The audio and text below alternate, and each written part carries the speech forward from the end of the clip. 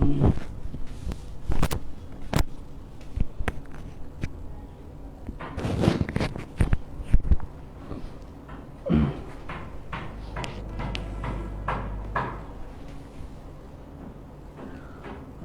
প্রিয় শিক্ষার্থীরা, যারা এই মুহূর্তে লাইভে জয়েন করছো, একটু জানাও অডিও এবং ভিডিও কোয়ালিটি ঠিক আছে কিনা। যদি অডিও ভিডিও কোয়ালিটি ঠিক থাকে তাহলে আমি শুরু করব।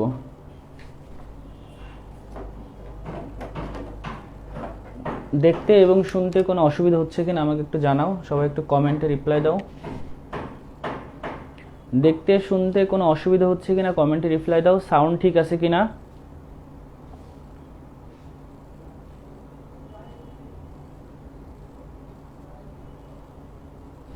All clear? তাহলে আমি আশা করি সাউন্ড নিয়ে আর কারো কোনো প্রবলেম নাই।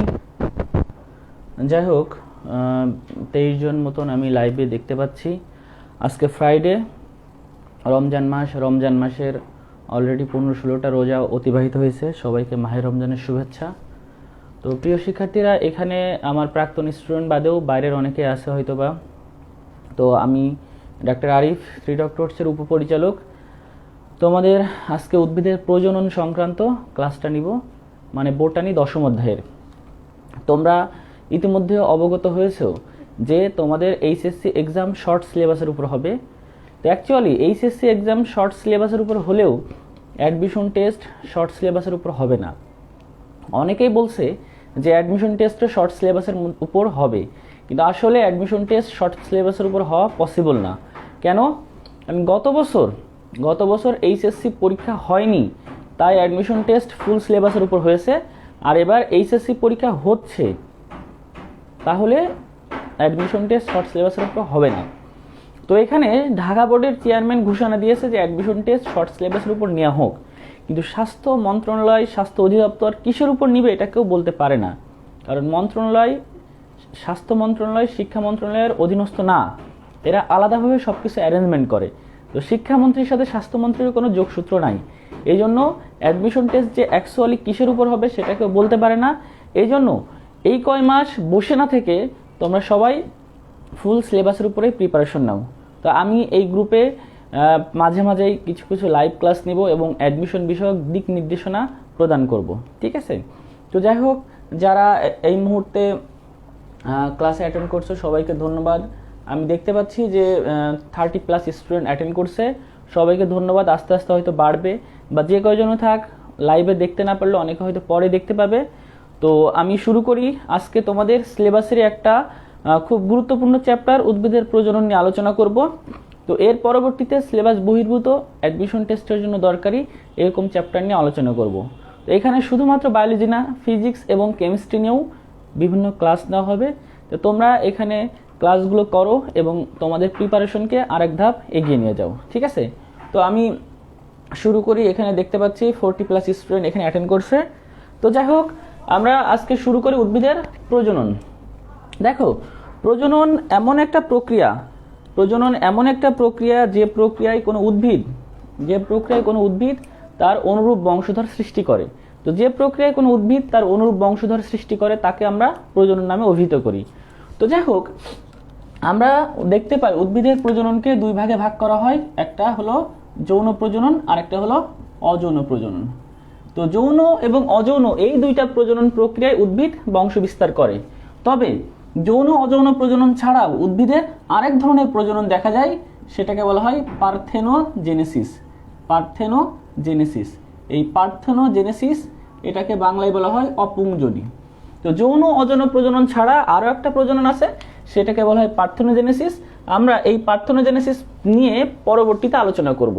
তো মোটামুটি বলতে পারি উদ্ভিদের প্রজনন 2 প্রকার, যৌন এবং অযৌন। এছাড়া আরও এক ধরনের প্রজনন আছে, সেটা হলো পার্থেনোজেনেসিস, ঠিক আছে? তো দেখো, তো আবৃতবীজ উদ্ভিদের ক্ষেত্রে মূলত আমরা প্রজনন নিয়ে আলোচনা করব। তো সারা পৃথিবীতে উদ্ভিদের 6 ধরনের উদ্ভিদ দেখা যায়, সেটা হলো শৈবাল, ছত্রাক, মস, ফার্ন, নগ্নবীজি এবং আবৃতবীজি। তো এর ভিতরে সবচাইতে উন্নত ধরনের উদ্ভিদ হলো আবৃতবীজি। তো এই 6 ধরনের উদ্ভিদের মধ্যে শুধুমাত্র আবৃতবীজ উদ্ভিদেরই ফুল হয়, এই জন্য আবৃতবীজ উদ্ভিদকে বলা হয় পুষ্পক উদ্ভিদ। পুষ্পক উদ্ভিদের ফুল হয় এবং এদের নিষেক ঘটে, দ্বিনিষেক ঘটে এবং বীজের সাহায্যে বংশ বিস্তার করে।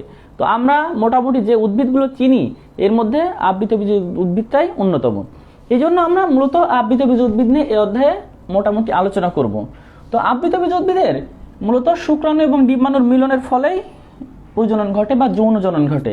তো আমরা শুরুতেই আবৃতবীজ উদ্ভিদের এই যৌন জনন নিয়ে আলোচনা করব।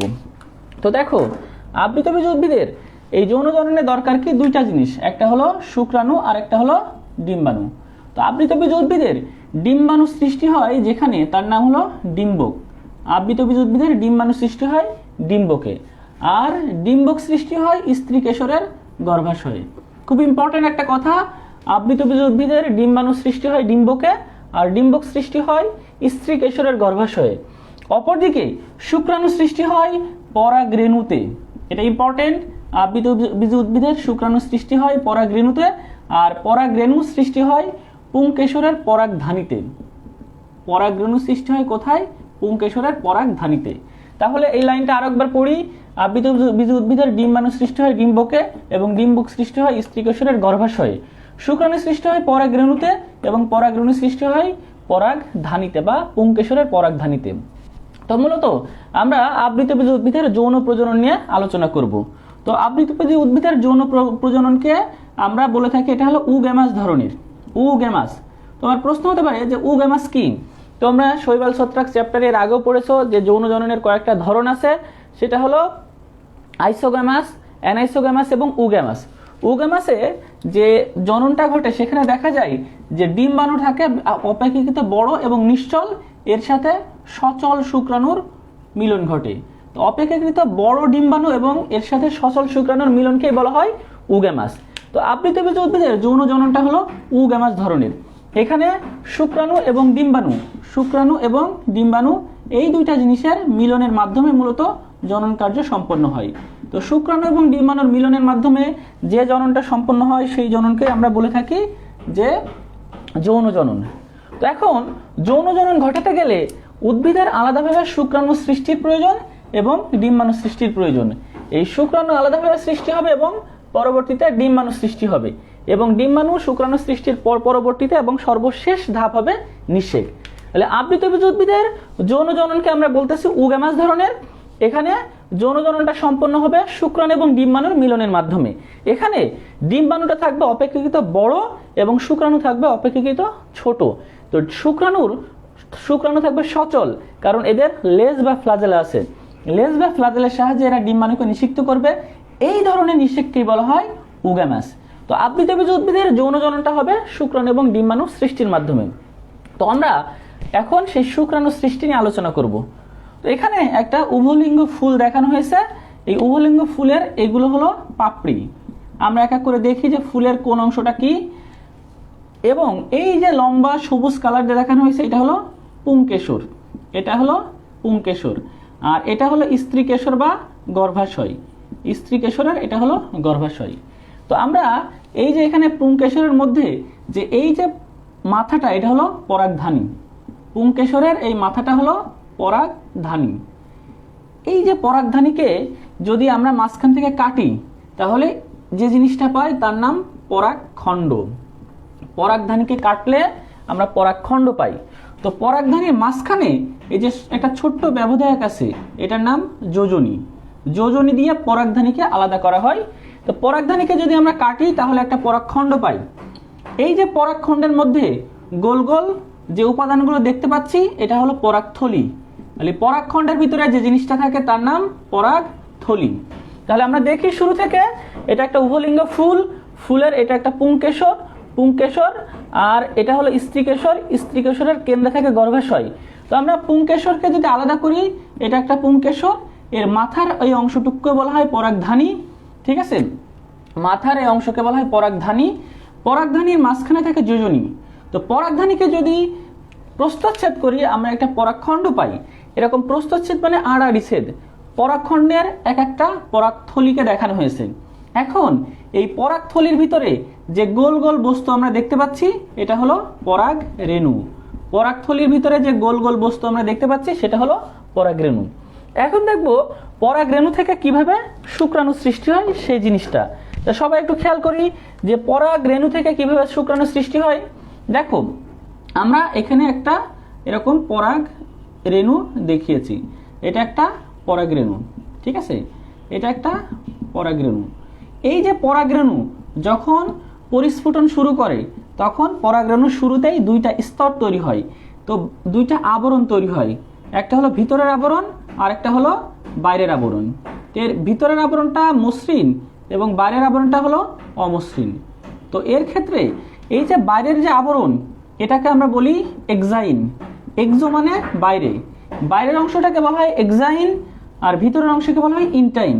ইন মানে ভিতরে, বাইরের অংশ হলো এক্সাইন এবং ভিতরের অংশ হলো ইনটাইন।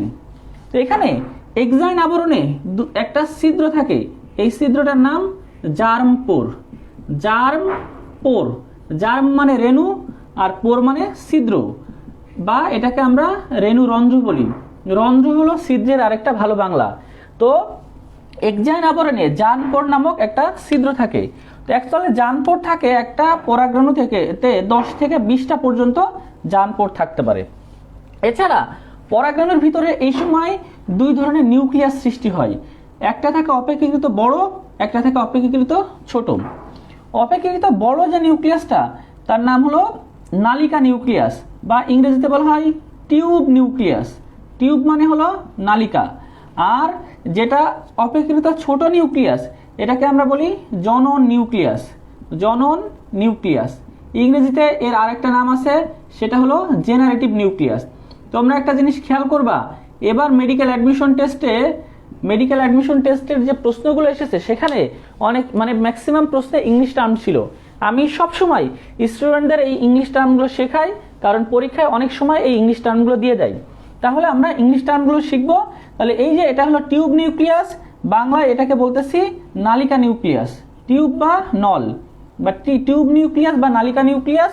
অপেক্ষাকৃত ছোট যেটা থাকে সেটা হলো জনন নিউক্লিয়াস বা জেনারেটিভ নিউক্লিয়াস। এরপরে এই টিউব নিউক্লিয়াসটা এসে জার্মপোর নামক ছিদ্রকে আঘাত করে। টিউব নিউক্লিয়াস যখন জার্মপোর নামক ছিদ্রকে আঘাত করে তখন ছিদ্রটা নলের মতন নিচের দিকে বৃদ্ধি পায়। তাহলে দেখো আমি সেই ছবিটা এবার দেখাই, যে এই তো গেল। এবার এই টিউব নিউক্লিয়াস যখন ভিতরে এসে এরকম ছিদ্রটা এরকম নলের মতন বৃদ্ধি পায় এরকম, আর বাইরে এরকম এক্সাইন আবরণ থাকে আর ভিতরে থাকে ইনটাইন আবরণ। এখন দেখো তো এই যে ছিদ্র আমরা বৃদ্ধি পাচ্ছে দেখছি, এই ছিদ্রের ভিতরে প্রথমে এই নালিকা নিউক্লিয়াসটা প্রবেশ করে, পরবর্তীতে জনন নিউক্লিয়াসটা প্রবেশের পথে থাকে। তাহলে দেখো এই টিউব নিউক্লিয়াসটার আঘাতে এই ছিদ্রটা সৃষ্টি হয়, এই নলটা সৃষ্টি হয় এবং নলটা নিচের দিকে বাড়ে। এই জন্য এই যে নলটা সৃষ্টি হয়েছে তার নাম পোলেন টিউব। Pollen tube. তাহলে টিউব নিউক্লিয়াসের আঘাতে এই নলটা সৃষ্টি হচ্ছে, এই জন্যই এটা হলো পোলেন টিউব বলা হয়। আর অপরদিকে একটা জনন নিউক্লিয়াস থেকে যায়। পরবর্তীতে এই যে পরাগরেণুর বাইরে যে আমরা দেখলাম যে পোলেন টিউবটা সৃষ্টি হয়েছে, সেই পোলেন টিউবটা আকারে অনেক বড় হয়, এরকম অনেক বড় হয়। এবং এই সময় একদম ভিতরে নিচের দিকে প্রথমে টিউব নিউক্লিয়াস থাকে, পরবর্তীতে যখনই জনন নিউক্লিয়াসের ভিতরে প্রবেশ করে জনন নিউক্লিয়াস সাথে সাথে দুইটা পুংগ্যামেট বা শুক্রাণু তৈরি করে। তাহলে এটাই সেই দুইটা পুংগ্যামেট বা শুক্রাণু। তাহলে আমরা দেখতে পাচ্ছি একটা জনন নিউক্লিয়াস থেকে দুইটা শুক্রাণু সৃষ্টি হচ্ছে, আর এটা সেই টিউব নিউক্লিয়াস। তাহলে যখনই টিউব নিউক্লিয়াসের সাথে দুইটা শুক্রাণু সৃষ্টি হচ্ছে তখনই শুক্রাণু তৈরি সম্পন্ন হচ্ছে। তো আমাদের এটা পড়ার উদ্দেশ্য ছিল প্রথমে পুংগ্যামেটোফাইটের পরিস্ফুটনের মাধ্যমে শুক্রাণু তৈরি। তো আমরা দেখলাম এখানে পুংগ্যামেটোফাইটের পরিস্ফুটনের মাধ্যমে কিভাবে শুক্রাণু তৈরি হয়েছে। তো পুরো প্রসেসটা আমি আবার তোমাদের সামনে রিপিট করি, সবাই খেয়াল করো।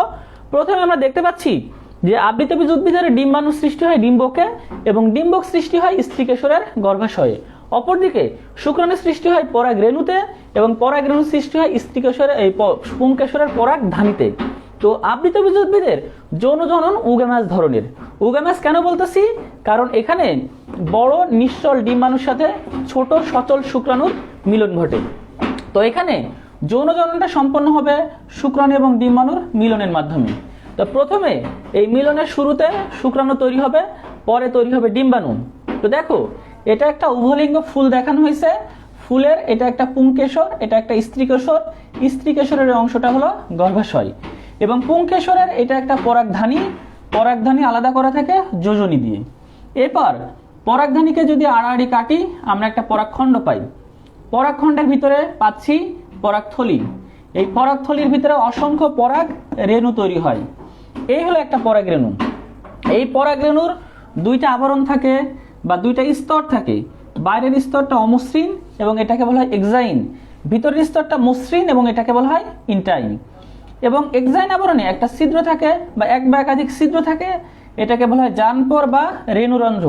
এরা রেণুরন্ধ্র থাকে 10 থেকে 20টা এবং এর মধ্যে দুই ধরনের নিউক্লিয়াস থাকে। এক ধরনের নিউক্লিয়াসকে বলা হয় টিউব নিউক্লিয়াস আর এক ধরনের নিউক্লিয়াস হলো জনন নিউক্লিয়াস। এরপর টিউব নিউক্লিয়াস এই জার্মপোর্ট বা রেণুরন্ধ্রে আঘাত করে, আঘাত করলে তৈরি হয় পোলেন টিউব। টিউব থেকে নাম হয়েছে পোলেন টিউব। পরবর্তীতে শুক্রাণু এ পথে প্রবেশের অপেক্ষায় থাকে। এরপর পোলেন টিউব আরও বড় হয়, বড় হলে তোমার ভিতরের যে জনন নিউক্লিয়াস ভিতরে প্রবেশ করে। জনন নিউক্লিয়াস প্রবেশ করার সময় বিভাজিত হয়ে মাইটোসিস বিভাজনে এটা দুইটা পুংগামিট বা শুক্রাণু তৈরি করে। এই শুক্রাণু তৈরি মানেই হলো পুংগামিটোফাইটের পরিস্ফুটন বা শুক্রাণু তৈরির প্রসেসটা শেষ। এবার আমরা পড়বো হলো ডিম্বাণু সৃষ্টি। ডিম্বাণু সৃষ্টি হবে একটা স্ত্রী জনন মাতৃকোষ থেকে। এটা একটা স্ত্রী জনন মাতৃকোষ। এই স্ত্রী জনন মাতৃকোষটাই হলো বিভাজিত হয়ে ডিম্বাণু সৃষ্টি করবে। তাহলে দেখো, প্রথমে একটা স্ত্রী জনন মাতৃকোষ এই যে মিওসিস বিভাজনে বিভাজিত হয়ে এটা একটা, মনে করো একটা স্ত্রী জনন মাতৃকোষ, এটা বিভাজিত হয়ে প্রথমে একবারে দেখায় আমি স্ত্রী জনন মাতৃকোষ এরকম 4টা কোষ তৈরি করবে। 1 2 3 4। এই 4টার ভিতরে 3টা নষ্ট হয়ে যাবে। 3টা নষ্ট হয়ে অপেক্ষিত ভালো থাকবে কয়টা? একটা। এবার এই একটা কোষ পরবর্তীতে একটা থেকে এর ভিতরে 2টা নিউক্লিয়াস সৃষ্টি করবে এবং এই 2টা থেকে পরবর্তীতে এর ভিতরে 4টা নিউক্লিয়াস সৃষ্টি হবে। এরকম 4টা নিউক্লিয়াস সৃষ্টি হবে। এই 4টা থেকে পরবর্তীতে এর ভিতরে 8টা নিউক্লিয়াস সৃষ্টি হবে। এরকম 8টা নিউক্লিয়াস সৃষ্টি হবে। 8টা যখন সৃষ্টি হবে তার একদম লাস্ট স্টেজে এসে যে ঘটনাটা ঘটবে, যে মানে একটু বড় করে দেখাই, এই যে উভয় প্রান্ত থেকে 2টা নিউক্লিয়াস চলে আসবে মাঝখানে এবং প্রতি পাশে 3টা করে নিউক্লিয়াস বা কোষ থাকবে এবং এর ভিতরে একটা কোষ অপেক্ষাকৃত বড় হবে বা একটা নিউক্লিয়াস অপেক্ষাকৃত বড় হবে। একটা নিউক্লিয়াস অপেক্ষাকৃত বড় হয়ে তৈরি করবে ডিম্বাণু। ঠিক আছে, ডিম্বাণু। ডিম্বাণুর সাথে যে 2টা আমরা কোষ বা নিউক্লিয়াস দেখছি এটাকে বলা হয় সহকারী কোষ। সহকারী কোষ। এবং সহকারী কোষের অপর দিকে যে 3টা থাকবে তার নাম প্রতিপাদ কোষ। তাহলে সহকারী কোষের সাথে যেটা থাকবে তার নাম প্রতিপাদ কোষ। আর মাঝখানে যেগুলো দেখতে পাচ্ছি এটা হলো সেকেন্ডারি নিউক্লিয়াস বা মেরু নিউক্লিয়াস। সেকেন্ডারি নিউক্লিয়াস বা মেরু নিউক্লিয়াস। তাহলে দেখো, আমরা দেখতে পেলাম যে এখানে 8টা কোষের মধ্যে অপেক্ষাকৃত বড় হয়ে একটা মাত্র ডিম্বাণু তৈরি করে। তো এই যে প্রসেসটা আমি আবার একটু খেয়াল করে বলি। দেখো, প্রথমে স্ত্রী জনন মাতৃকোষ মিওসিস বিভাজনে বিভাজিত হয়ে 4টা কোষ তৈরি করে। 4টার ভিতরে 3টা নষ্ট হয়ে যায় এবং একটা ভালো থাকে। এই সে একটা কোষ। একটা কোষ নিউক্লিয়াস বিভাজিত হয়ে 2টা নিউক্লিয়াস তৈরি করে। 2টা থেকে 4টা, 4টা থেকে 8টা নিউক্লিয়াস তৈরি করে। 8টা নিউক্লিয়াস তৈরির পর উভয় প্রান্ত থেকে একটা করে নিউক্লিয়াস চলে আসে কেন্দ্রে এবং উপরে এবং নিচে যে 6টা থাকে এর ভিতরে একটা নিউক্লিয়াস অপেক্ষাকৃত বড় হয়ে তৈরি করে একটা ডিম্বাণু। এবং ডিম্বাণুর সাথে যে 2টা কোষ থাকে এই 2টা কোষের নাম সহকারী কোষ। এই সহকারী কোষের অপোজিট দিকে যে 3টা কোষ থাকে তার নাম প্রতিপাদ কোষ। এবং কেন্দ্রে যে 2টা আমরা কোষ দেখতে পাচ্ছি এই 2টা কোষকে বলা হয় সেকেন্ডারি নিউক্লিয়াস বা মেরু নিউক্লিয়াস। তাহলে দেখো, এই 8 কোষ অবস্থায় যে জিনিসটা গঠন করছে সেই জিনিসটার নাম হলো ভ্রূণথলি। এটা একটা ভ্রূণথলি গঠন হয়। এই ভ্রূণথলিটা তৈরি হয় একটা ডিম্বকের মধ্যে। তো আমরা দেখব যে ডিম্বকের মধ্যে ভ্রূণথলি কিভাবে গঠিত হচ্ছে। তাহলে আমরা এরকম একটা আদর্শ ডিম্বকের ছবি আঁকা ট্রাই করি যে ডিম্বকের মধ্যে একটা ভ্রূণথলি সৃষ্টি হচ্ছে। তো একটা ডিম্বকের একদম কেন্দ্রের অংশটা হলো ভ্রূণথলি। এই ভ্রূণথলি দেখতে পাচ্ছি আর মাঝখানে থাকে একটা ডিম্বাণু এবং তার সাথে এই যে 2টা সহকারী কোষ। অপর দিকে যে 3টা কোষ থাকে তার নাম প্রতিপাদ কোষ। মাঝখানে থাকে সেকেন্ডারি নিউক্লিয়াস বা মেরু নিউক্লিয়াস। এবার এই ডিম্বকের ছবিটা দেখাই। ডিম্বকের অ্যাকচুয়ালি 2টা আবরণ থাকে, বহি আবরণ, বহিস্তর এবং অন্তঃস্তর, দুইটা স্তর থাকে, বহিঃস্তর এবং অন্তঃস্তর। তো এই যে একটা ডিম্বকের ছবি আমি মোটামুটি দেখে ফেললাম। এই ডিম্বকের দুইটা স্তর, এটা হলো বহিঃস্তর আর ভিতরেরটা হলো অন্তঃস্তর। তো এই যে ডিম্বকের, তো আমরা দেখে ফেলেছি এই যে অংশটুকু, এই অংশটুকু একটা ভ্রূণথলি। ভ্রূণথলির চারপাশে এরকম কিছু টিস্যু বা কোষ থাকে, এই অংশটাকে আমরা বলি ভ্রূণপোষক টিস্যু বা নিউসেলাস। ভ্রূণথলির এই অংশটার নাম ভ্রূণপোষক টিস্যু বা নিউসেলাস। এবং একদম নিচের দিকে একটা ছিদ্র আছে, দেখো, এটার নাম ডিম্বক রন্ধ্র। নিচের দিকের এই ছিদ্রকে বলা হয় ডিম্বক রন্ধ্র, এবং উপরের দিকের এই অংশটার নাম হলো ডিম্বক মূল। ঠিক আছে, যেদিকে ডিম্বক রন্ধ্র থাকে তার অপোজিট দিকে উপরের দিকে থাকে ডিম্বক মূল। ঠিক আছে, এবার দেখো এই অংশের নাম হলো ডিম্বক নাড়ি। আমাদের যেমন পেটের নাড়ি থাকে, এটার নাম হলো ডিম্বক নাড়ি। ডিম্বক নাড়ি ডিম্বকের সাথে যেখানে যুক্ত থাকে এটার নাম হলো ডিম্বক নাভি। ডিম্বক নাভি। এই যে অংশটুকু, এই অংশগুলো মিলেই গঠিত হচ্ছে একটা ডিম্বক। এই ডিম্বকটাকে আমরা বলি অধোমুখী ডিম্বক। কারণ এই অধোমুখী মানে নিম্নমুখী, কারণ ডিম্বকের ডিম্বক রন্ধ্রটা নিচের দিকে থাকে। তো রন্ধ্র যেদিকে থাকে সে অনুযায়ী নামকরণ করা হয়। রন্ধ্র নিচের দিকে আছে তাই এটার নাম হলো অধোমুখী ডিম্বক। এই অধোমুখী ডিম্বকের চিহ্নিত চিত্র তোমাদের এইচএসসি পরীক্ষার জন্য খুব খুব খুব গুরুত্বপূর্ণ। তো আমি তোমাদেরকে প্রশ্ন আউট করে দিই, তোমাদের এরকম একটা ছবি দিয়ে এইচএসসি পরীক্ষায় প্রশ্ন আসবে। তোমরা একটু সবাই খেয়াল করো, যে কজন লাইভে আসো, আমি দেখতে পাচ্ছি 50 জনের উপরে লাইভে আসো। তো এই 50 জনের উপরে যারা লাইভে আসো, আমি তোমাদেরকে সবাইকেই বলতেছি, খেয়াল করো যে এই তোমাদের এইচএসসি পরীক্ষায় এরকম একটা প্রশ্ন দিবে কিংবা ছবি দিবে, এরকম একটা ছবি দিয়ে উদ্দীপক দিবে, এবং এই অধোমুখী ডিম্বকের চিহ্নিত চিত্র আসবে এবং নিষেক প্রক্রিয়া, যে জিনিসটা আমি এই মুহূর্তে পড়াচ্ছি এটা পরীক্ষায় মাস্ট আসবেই। এই জন্য সবাই একটু মনোযোগ সহকারে খেয়াল করো। তাহলে আমরা দেখতে পাচ্ছি এটা একটা ডিম্বক। ডিম্বকের কি আছে, মাঝখানের এই অংশটা হলো ভ্রূণথলি। এই ভ্রূণথলির বা এগ অ্যাপারেটাস বলা হয়। ভ্রূণথলির উপরে থাকে ভ্রূণপোষক টিস্যু বা নিউসেলাস। এর দুইটা স্তর থাকে, বহিঃস্তর এবং অন্তঃস্তর। এর নিচের দিকে থাকে একটা ডিম্বক রন্ধ্র, উপর দিকে থাকে ডিম্বক মূল। যেদিকে ডিম্বক রন্ধ্র থাকে তার অল্টারনেটিভ দিকে থাকে একটা ডিম্বক মূল।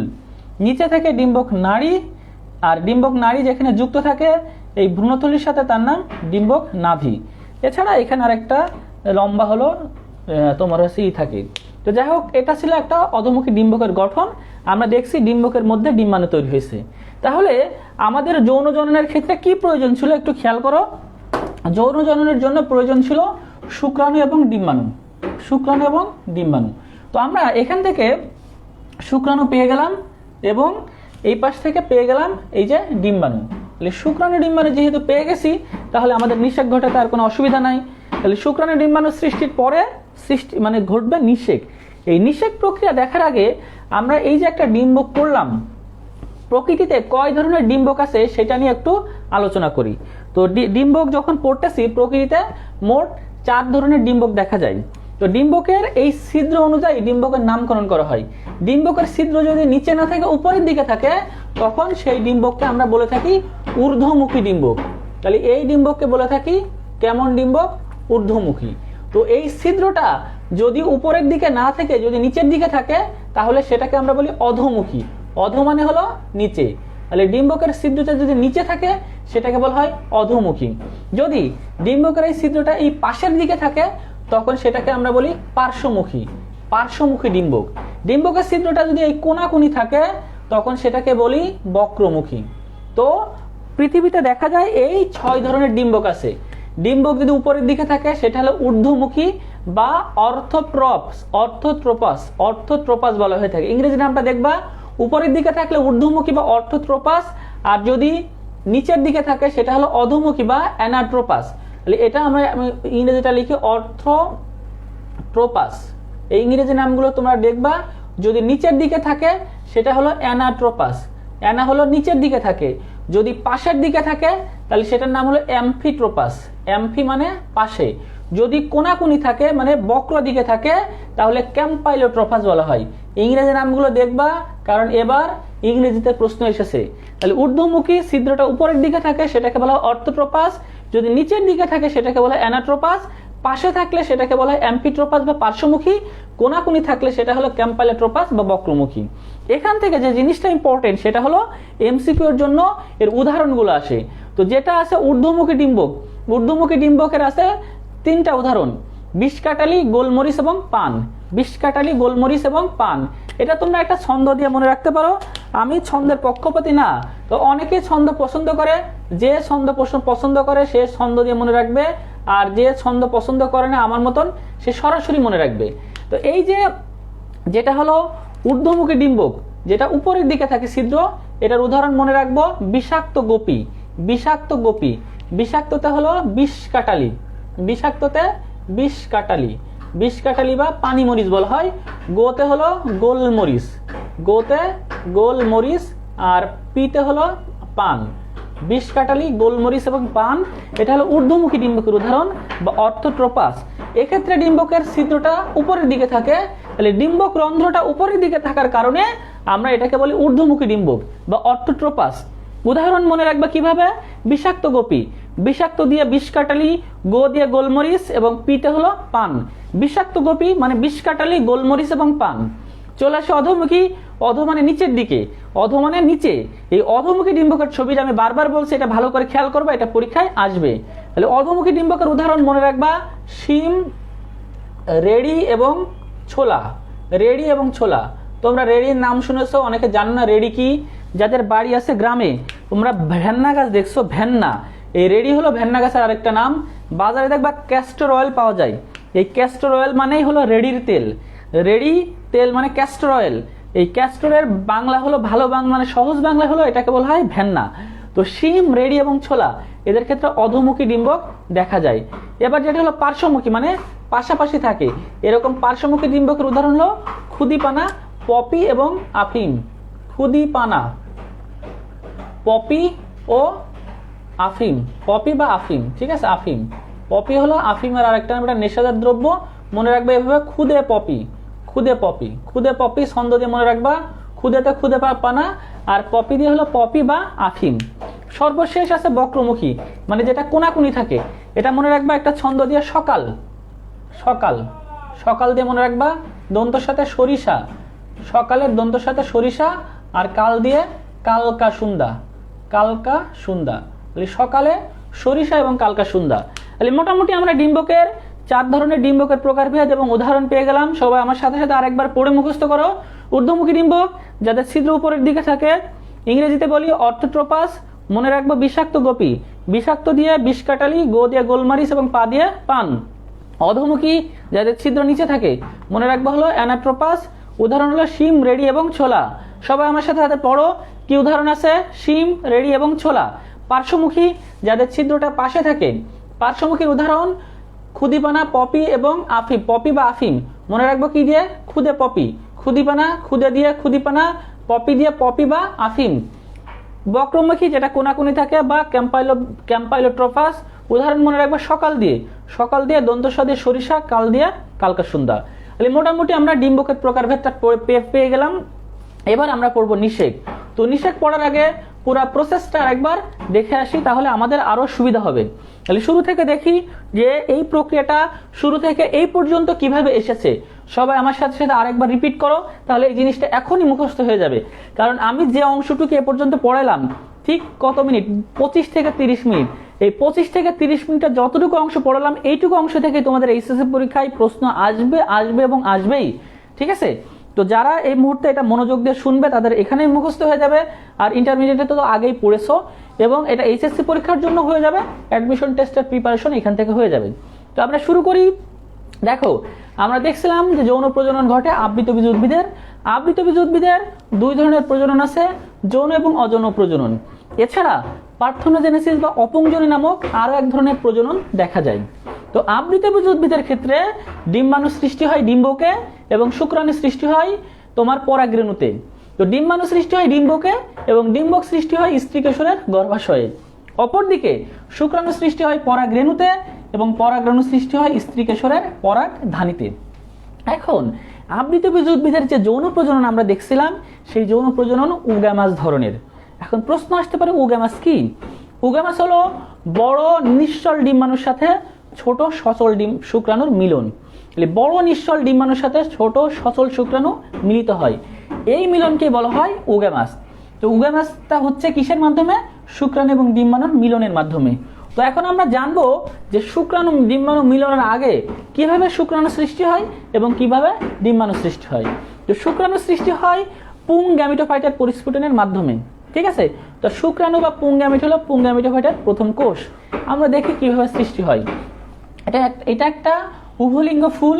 এই ফুলে আমরা দেখতে পাচ্ছি এটা একটা পুংকেশর, এটা একটা স্ত্রীকেশর। স্ত্রীকেশরের কেন্দ্রে থেকে গর্ভাশয়। পুংকেশরের এই যে আলাদা করে ফেলেছি, এর মাথায় থাকে পরাগধানী। পরাগধানী মাঝখানে থেকে যোজনী। এই পরাগধানীকে যদি প্রস্থচ্ছেদ করি, আড়াআড়ি কাটি, তাহলে আমরা একটা পরাগখণ্ড পাবো। এই পরাগখণ্ডের ভিতরে অনেকগুলো পরাগথলি থাকে। এই পরাগথলির ভিতরে গোল গোল আমরা অনেকগুলো পরাগরেণু দেখতে পাচ্ছি। এই হলো সেই পরাগরেণু। পরাগরেণুর দুইটা আবরণ থাকে। বাইরের যে আবরণ তার নাম এক্সাইন, ভিতরের আবরণের নাম ইন্ট্রাইন। তোমরা আমার সাথে সাথে পড়ো, বাইরের আবরণের নাম কি? এক্সাইন। ভিতরের আবরণের নাম কি? ইন্ট্রাইন। এই এক্সাইন আবরণে একটা ছিদ্র থাকে, একটা ঠিক না অনেকগুলো ছিদ্র থাকতে পারে, নর্মালি একটা থাকে, তার নাম জার্মপোর বা রেণুরন্ধ্র। এরকম মোট 10টা থেকে 20টা জার্মপোর বা রেণুরন্ধ্র থাকতে পারে। এরকম এর মাঝখানে থাকে দুই ধরনের নিউক্লিয়াস। এক ধরনের নিউক্লিয়াসকে বলা হয় জনন নিউক্লিয়াস বা জেনারেটিভ নিউক্লিয়াস, আরেক ধরনের নিউক্লিয়াসকে বলা হয় টিউব নিউক্লিয়াস বা নালিকা নিউক্লিয়াস। এখন এই যে টিউব নিউক্লিয়াস চলে আসে এই জার্মপোরের কাছাকাছি, এসে ওখানে একটা ধাক্কা দেয় বা গুতা দেয়। এই গুতার ফলে এখানে একটা নলের সৃষ্টি হয়। এই নলকে বলা হয় পোলেন টিউব। পোলেন টিউব, এই পোলেন টিউবের মধ্য দিয়ে এবার তোমার নালিকা নিউক্লিয়াসটা প্রবেশ করে বা টিউব নিউক্লিয়াস প্রবেশ করে এই নলটা আরো বড় করে। নলটা যখন আরো বৃদ্ধি ঘটায়, তখন এই জনন নিউক্লিয়াসটা নলের ভিতরে প্রবেশ করার মুহূর্তেই এরা মাইটোসিস বিভাজনে বিভাজিত হয়ে দুইটা পুং গ্যামেট বা শুক্রাণু তৈরি করে। শুক্রাণু তৈরি মানেই পুং গ্যামেটোফাইটের পরিস্ফুটন শেষ। এবার হবে স্ত্রী গ্যামেটোফাইটের পরিস্ফুটন। কিভাবে হবে? দেখো, একটা স্ত্রী মাতৃকোষ প্রথমে মিওসিস বিভাজনে বিভাজিত হয়ে 4টা কোষ তৈরি করবে, তার 3টা নষ্ট হয়ে যাবে, একটা ভালো থাকবে। সেই ভালোটা প্রথমে বিভাজিত হয়ে 2টা কোষ বা 2টা নিউক্লিয়াস, 2টা থেকে 4টা, 4টা থেকে 8টা নিউক্লিয়াস তৈরি করবে। এই 8টা নিউক্লিয়াসের দুই প্রান্ত থেকে 2টা মাঝে মাঝে এসে তৈরি করবে সেকেন্ডারি নিউক্লিয়াস, এবং 8টার মধ্যে একটা অপেক্ষাকৃত বড় হয়ে তৈরি করবে ডিম্বাণু।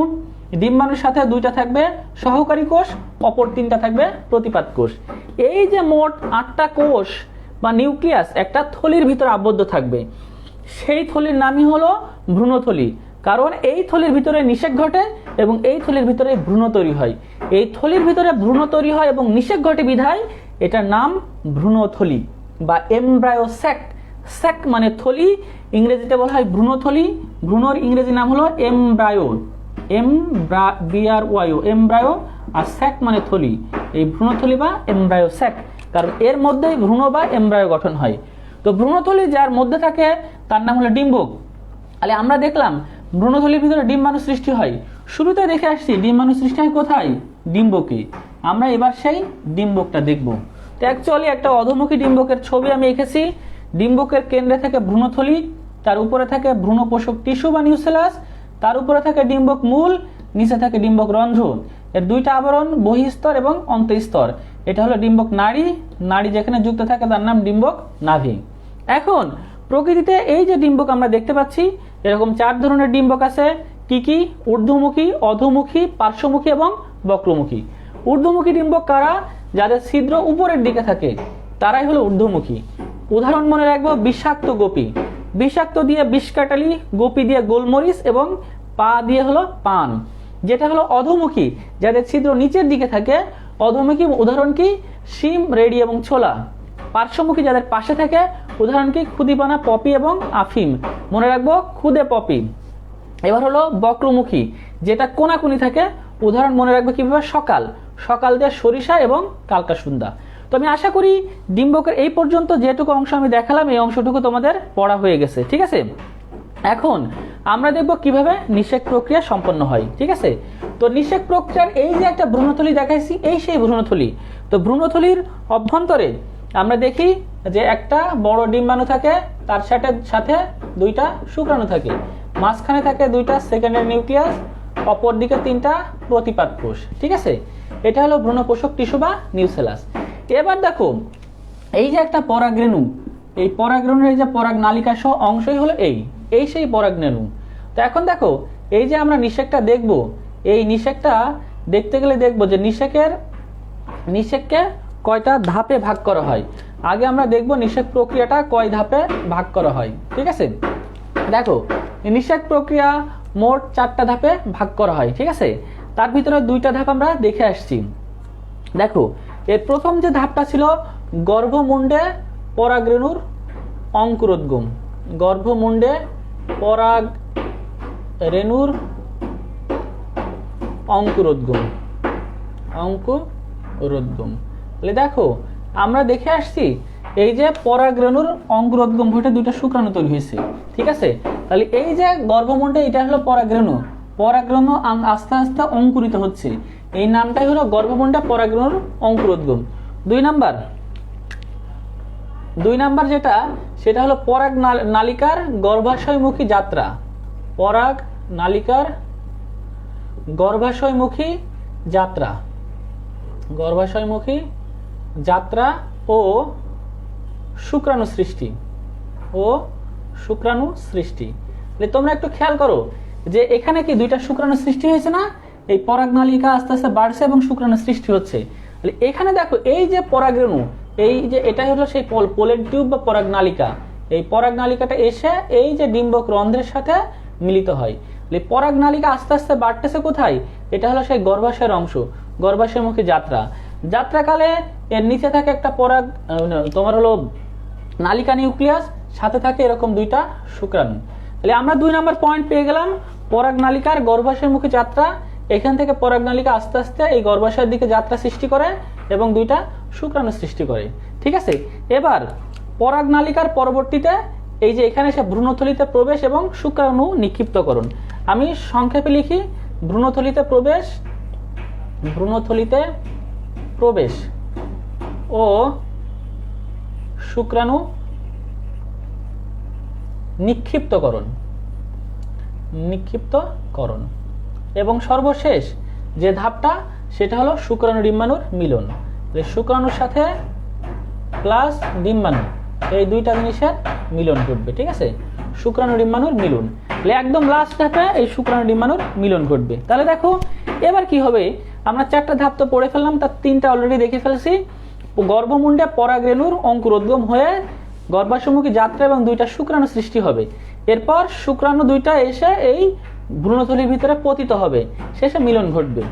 এখন দেখো কিভাবে ঘটবে, তো এই পরাগ নালিকা আস্তে আস্তে বাড়তে বাড়তে এই যে নিচে ছিল ডিম্বক রন্ধ্র, আমরা দেখেছি এই রন্ধ্র মানে ছিদ্র, এই পরাগ নালিকা এসে এই ডিম্বক রন্ধ্রের সাথে মিলিত হবে এবং সাথে সাথে নালিকা নিউক্লিয়াস এবং জনন নিউক্লিয়াস নিচে নামতে থাকবে।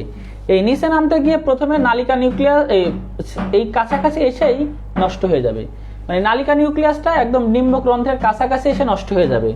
অপরদিকে এই 2টা শুক্রাণু আস্তে আস্তে এই ডিম্বক রন্ধ্র দিয়ে ভিতরে চলে যাবে, ভিতরে চলে গিয়ে একটা শুক্রাণু এই একটা ডিম্বাণুর সাথে মিলিত হবে। এই যে শুক্রাণু ডিম্বাণুর সাথে মিলিত হচ্ছে এই ঘটনার নাম হলো নিষেক বা ফার্টিলাইজেশন। শুক্রাণু ডিম্বাণুর সাথে মিলিত হচ্ছে, এটার নাম নিষেক বা ফার্টিলাইজেশন। অপরদিকে যে 2টা শুক্রাণু ছিল তার আরেকটা শুক্রাণু মাঝখানে সেকেন্ডারি নিউক্লিয়াসের সাথে মিলিত হচ্ছে।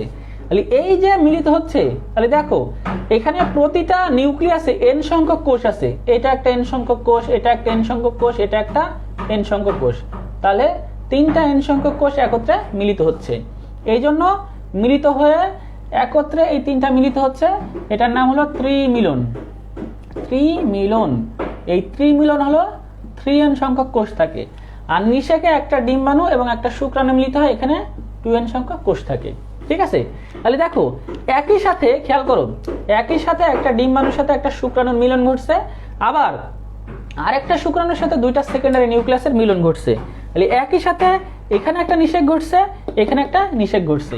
এই যে একই সাথে 2টা নিষেক এখানে সম্পন্ন হচ্ছে, এই যে 2টা নিষেক একই সাথে সম্পন্ন হচ্ছে, এই ঘটনাকে বলা হয় দ্বিনিষেক।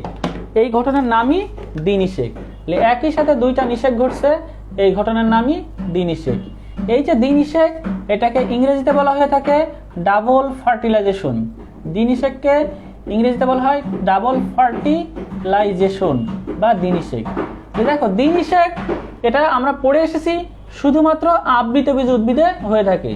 আবৃতবীজ উদ্ভিদের অনন্য বৈশিষ্ট্য, পৃথিবীতে শৈবাল, ছত্রাক, মস, ফার্ন, নগ্নবীজি এদের কারো দ্বিনিষেক ঘটে না, শুধুমাত্র আবৃতবীজ উদ্ভিদের দ্বিনিষেক ঘটে। এই দ্বিনিষেক ঘটে বিধায় শস্যের উৎপত্তি হয়। আমরা যে খাদ্য শস্য খাই সেই শস্যের উৎপত্তি হয়। অ্যাকচুয়ালি আমরা দেখব শস্যের উৎপত্তি কোত্থেকে হয়। অ্যাকচুয়ালি এই যে শুক্রাণু নির্মাণের মিলনের ফলে যে নিষেক ঘটছে, এই নিষেকের মাধ্যমে তৈরি হবে বীজ, যে বীজের মাধ্যমে একটা উদ্ভিদ তার অপত্য বংশধর তৈরি করবে।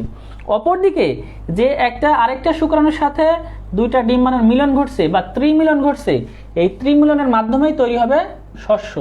আমরা যে খাবার খাচ্ছি সেই শস্য তৈরি হবে ত্রিমিলনের মাধ্যমে। যেমন দেখো আমরা আমের সিজনে আম খাই, তাহলে আমের যে আটি বা বীজ থাকে সেই বীজটা হলো প্রধান নিষেকের মাধ্যমে তৈরি হবে। অপরদিকে আমের গা থেকে যে আমরা শ্বাস খাই, সেই শ্বাসটা খাচ্ছি, সেই শ্বাসটা তৈরি হবে ত্রিমিলনের মাধ্যমে বা ট্রিপল ফিউশন। ইংরেজিতে ত্রিমিলনকে বলা হয়ে থাকে ট্রিপল ফিউশন। ফিউশন মানে সংযোগ, ত্রিমিলনকে বলা হয়ে থাকে ট্রিপল ফিউশন।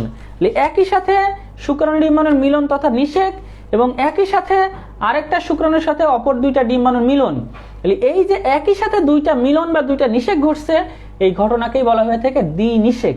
ইংরেজিতে বলা হয় ডাবল ফার্টিলাইজেশন। এই দ্বিনিষেক বা ডাবল ফার্টিলাইজেশনের মাধ্যমে শস্যের উৎপত্তি। তো এই আবৃতবীজ উদ্ভিদে শুধুমাত্র দ্বিনিষেক ঘটে, নগ্নবীজি বা কোনো উদ্ভিদে দ্বিনিষেক ঘটে না। তবে একটা ব্যতিক্রম আছে। ব্যতিক্রমটা কি?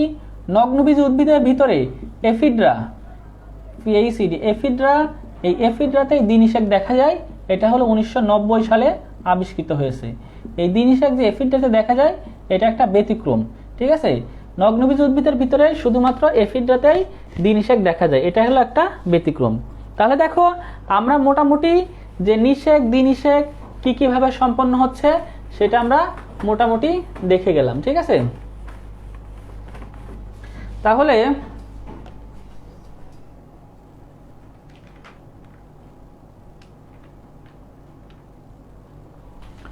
তো আমরা মোটামুটি এই অংশটুকু পড়ে ফেললাম। তাহলে এখন দেখো আমরা আর যে অংশটুকু আছে এটা মোটামুটি আধা ঘন্টার ভিতরে শেষ হয়ে যাবে। এটা এত বেশি সময় নিয়ে পড়ার কিছু নেই। তো মূল অংশটুকু আমরা মোটামুটি কয় মিনিট, 45 মিনিটের ভিতরে শেষ করে ফেললাম। তো পরীক্ষায় এর ভিতর থেকে তোমাদের রিটেন প্রশ্ন আসবে এবং আমি তোমাদের রিটেন প্রশ্ন ফাঁস করে দিলাম যে নিষেক প্রক্রিয়া কিভাবে সম্পন্ন হবে সেটা মোটামুটি দেখাই দিলাম। এখন এখানে আরেকটু জিনিস বাদ আছে। আমরা দেখলাম, আমরা খেয়াল করো, এই যে পরাগ নালিকা পোলেন টিউবটা এই যে ডিম্বক রন্ধ্রপথে এসে এই ডিম্বাণুকে নিষিক্ত করছে, যে ডিম্বক রন্ধ্রপথে এসে ডিম্বাণুকে নিষিক্ত করছে, এই যে একটা ঘটনা আমরা দেখতে পেলাম। তাহলে এই ডিম্বক রন্ধ্রপথে এসে ডিম্বাণুকে নিষিক্ত করছে, এই ঘটনার নাম হলো পোরোগ্যামি। কি নাম? পোরোগ্যামি। তাহলে শুক্রাণু এসে ডিম্বক রন্ধ্র বা পোর মানে ছিদ্র বা রন্ধ্র, এই পোর দিয়ে এসে ডিম্বাণুকে নিষিক্ত করছে, এই জন্য এটার নাম হলো পোরোগ্যামি। তো অধিকাংশ উদ্ভিদে এই পোরোগ্যামির মাধ্যমে বংশ বিস্তার হয়। এই পোরোগ্যামির উদাহরণ হলো আম ও জাম। আমরা নর্মালি যে উদ্ভিদগুলো দেখি এদের এই যে নিষিক্তকরণ হচ্ছে এই পোরোগ্যামির মাধ্যমে। এই পোরোগ্যামির উদাহরণ হলো আম এবং জাম। এবং কিছু কিছু উদ্ভিদ আছে যারা ডিম্বক মূল কোন দিকে থাকে? ডিম্বকের উপরের দিকটা হলো ডিম্বক মূল। এই ডিম্বক মূল দিয়ে এসে মানে ডিম্বক মূল থাকে এইদিকে, এই ছিদ্রটা সরাসরি এই দিক দিয়ে এসে ডিম্বাণুকে নিষিক্ত করে। যদি ডিম্বক মূল দিয়ে এসে ডিম্বাণুকে নিষিক্ত করে তখন সেটাকে আমরা বলি ক্যালাজোগ্যামি। তখন এটার নাম হলো ক্যালাজোগ্যামি। তো এই যে এই ক্যালাজোগ্যামি দেখা যায় ঝাউ নামক উদ্ভিদে, ঝাউ, ঠিক আছে। আর কিছু কিছু উদ্ভিদে এদিক দিয়ে আসে না, সরাসরি কিছু কিছু উদ্ভিদে দেখা যায় ডিম্বক ত্বক ভেদ করে প্রবেশ করে, এগুলো হলো ডিম্বক ত্বক। এই ডিম্বক ত্বক ভেদ করে এসে নিষিক্ত করে, এই যে ডিম্বক ত্বক। যদি ডিম্বক ত্বক ভেদ করে এসে এরকম নিষিক্ত করে তখন সেটাকে আমরা বলি মেসোগ্যামি। এটার নাম হলো মেসোগ্যামি। এই যে মেসোগ্যামির উদাহরণ হলো লাউ এবং কুমড়া। লাউ কুমড়ার ক্ষেত্রে ডিম্বক ত্বক ভেদ করে এসে ডিম্বাণুকে নিষিক্ত করে। তাহলে দেখো তিনটা ঘটনা পেয়ে গেলাম। অধিকাংশ উদ্ভিদে শুক্রাণু ডিম্বাণুকে ডিম্বক রন্ধ্রপথে এসে নিষিক্ত করে, এটার নাম পুরোগামী। শুক্রাণু ডিম্বাণুকে ডিম্বক রন্ধ্রপথে এসে নিষিক্ত করে, এটার নাম পুরোগামী। পুরোগামীর উদাহরণ কি? আম এবং জাম। পুরোগামীর উদাহরণ কি? আম এবং জাম। কিছু কিছু উদ্ভিদে উপরের দিকে ডিম্বক মূল দিয়ে এসে ডিম্বাণুকে নিষিক্ত করে, তখন এটাকে বলা হয় ক্যালোজোগামী। ক্যালোজোগামীর উদাহরণ কি? ঝাউ। ক্যালোজোগামীর উদাহরণ কি? ঝাউ। কিছু কিছু উদ্ভিদে ডিম্বক ত্বক ভেদ করে ডিম্বাণুকে নিষিক্ত করে, এটার নাম হলো মেসোগামী। মেসোগামীর উদাহরণ হলো লাউ কুমড়া। তাহলে দেখো, ওভারঅল আমি পুরা নিষেক প্রক্রিয়াটা কিভাবে ঘটে আমরা সম্পূর্ণ ব্যাখ্যা পড়ে ফেললাম। এই অধ্যায়ের মানে 2/3 3 ভাগের 2 ভাগ অংশ আমাদের পড়া শেষ। এবার দেখো, নিষেকের আগে উদ্ভিদে কি ছিল, নিষেকের পরে কিসে পরিণত হয়, এটা খুবই ইম্পর্টেন্ট একটা জিনিস। তো আমরা এবার দেখব যে নিষেকের আগে কি ছিল এবং নিষেকের পরে সেই জিনিসটা কিসে পরিণত হয়, সেই ব্যাপারটা নিয়ে এবার আলোচনা করব। এটা এই যে একটা তোমাদের বইয়ে দেখবে একটা বক্স আছে যে নিষেকের আগে কি ছিল এবং নিষেকের পরে কিসে পরিণত হয়। এই বক্স থেকে অ্যাকচুয়ালি বিগত বছরে মেডিকেল অ্যাডমিশন টেস্টে 8টা প্রশ্ন আসছে, 8টা। তার মানে এই বক্সটা এতটাই ইম্পর্টেন্ট যে তোমাদের টানা মুখস্থ রাখা লাগবে। এই বক্স থেকে তোমাদের সময়েও অসংখ্য প্রশ্ন আসতে পারে। এবার আমরা সেই বক্সটা নিয়ে আলোচনা করব যে নিষেকের আগে কোনটা কি ছিল এবং নিষেকের পরে সেটা কিসে পরিণত হচ্ছে। নিষেকের আগে কি ছিল এবং নিষেকের পরে কোন বস্তুটা কিসে পরিণত হচ্ছে সেটা নিয়ে এই মুহূর্তে আমরা আলোচনা করব। নিষেকের আগে যেটা এক এক করে আমরা লিখি, যেটা ছিল গর্ভাশয়। নিষেকের আগে যেটা ছিল গর্ভাশয় সেটাই ফলে পরিণত হবে, গর্ভাশয়টাই ফলে পরিণত হবে। নিষেকের আগে ছিল যেটা হলো গর্ভাশয় প্রাচীর। গর্ভাশয় প্রাচীর, এই গর্ভাশয় প্রাচীরটাই নিষেকের পরে ফল ত্বকে পরিণত হবে। নিষেকের আগে যেটা ছিল গর্ভাশয় প্রাচীর সেটাই ফল ত্বকে পরিণত হবে। নিষেকের আগে যেটা ছিল ডিম্বক, নিষেকের পরে সেটা পরিণত হবে বীজে। এটা টানা মুখস্থ রাখতে হবে। নিষেকের আগের ডিম্বক, নিষেকের পরে পরিণত হবে সেটা হলো বীজে। নিষেকের আগে যেটা ছিল ডিম্বক বহিত্বক, ডিম্বক বহিত্বক যেটাকে আমরা বলি এক্সাইন। ডিম্বক বহিত্বক বা এক্সাইন পরবর্তীতে তোমার বীজ বহিত্বক বা টেস্টাতে পরিণত হবে। টেস্টাকে বলা হয় বীজ বহিত্বক। এবার দেখো, নিষেকের আগে যেটা ছিল হলো ইনটাইন, ডিম্বক ইনটাইন বা ডিম্বক অন্ততক।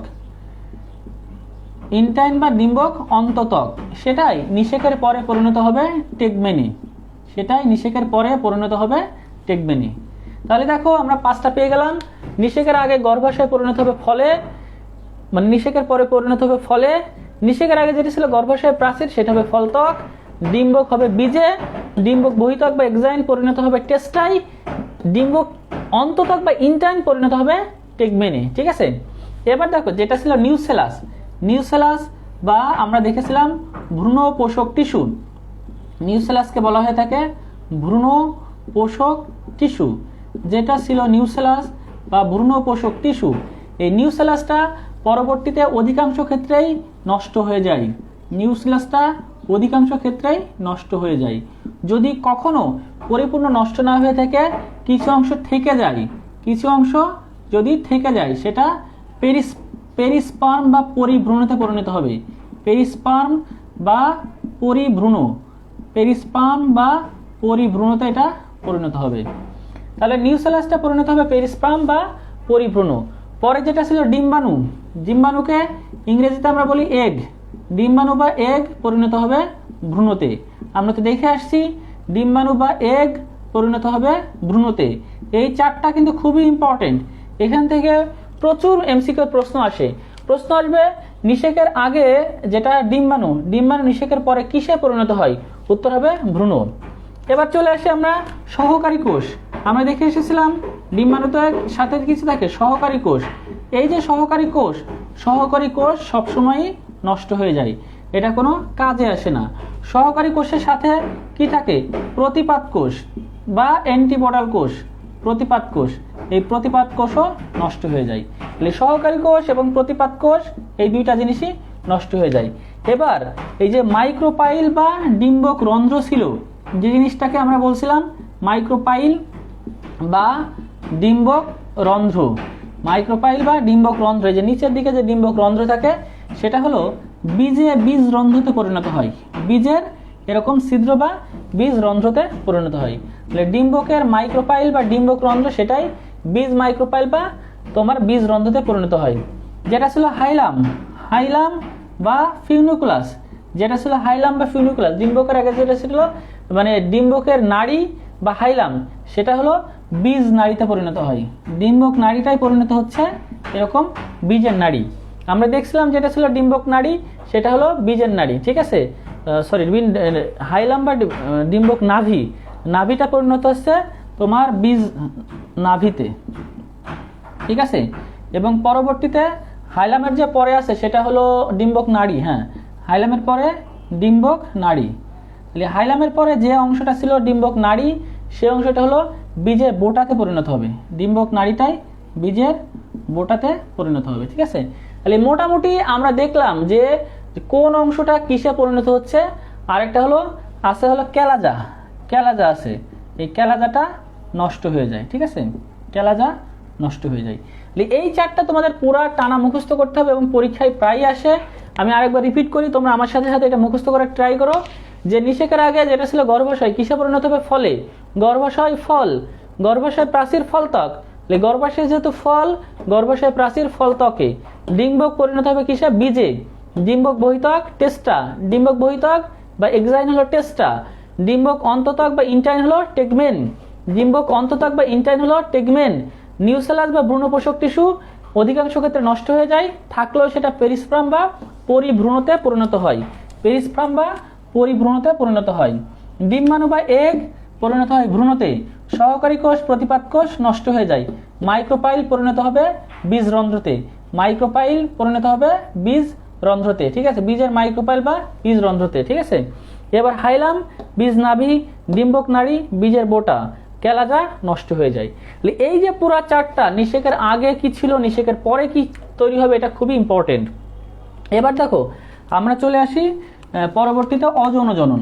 যৌন জনন শেষ, চলে যাব অযৌন জনন।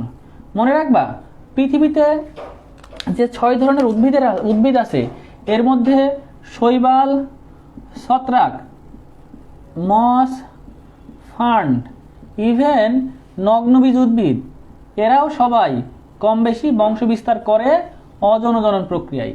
এবং সবসময় মনে রাখবা অযৌন জনন সম্পন্ন হয় স্পোর সৃষ্টির মাধ্যমে, অযৌন জনন সম্পন্ন হয় স্পোর সৃষ্টির মাধ্যমে, স্পোর সৃষ্টির মাধ্যমে সবসময় অযৌন জনন সম্পন্ন হয়।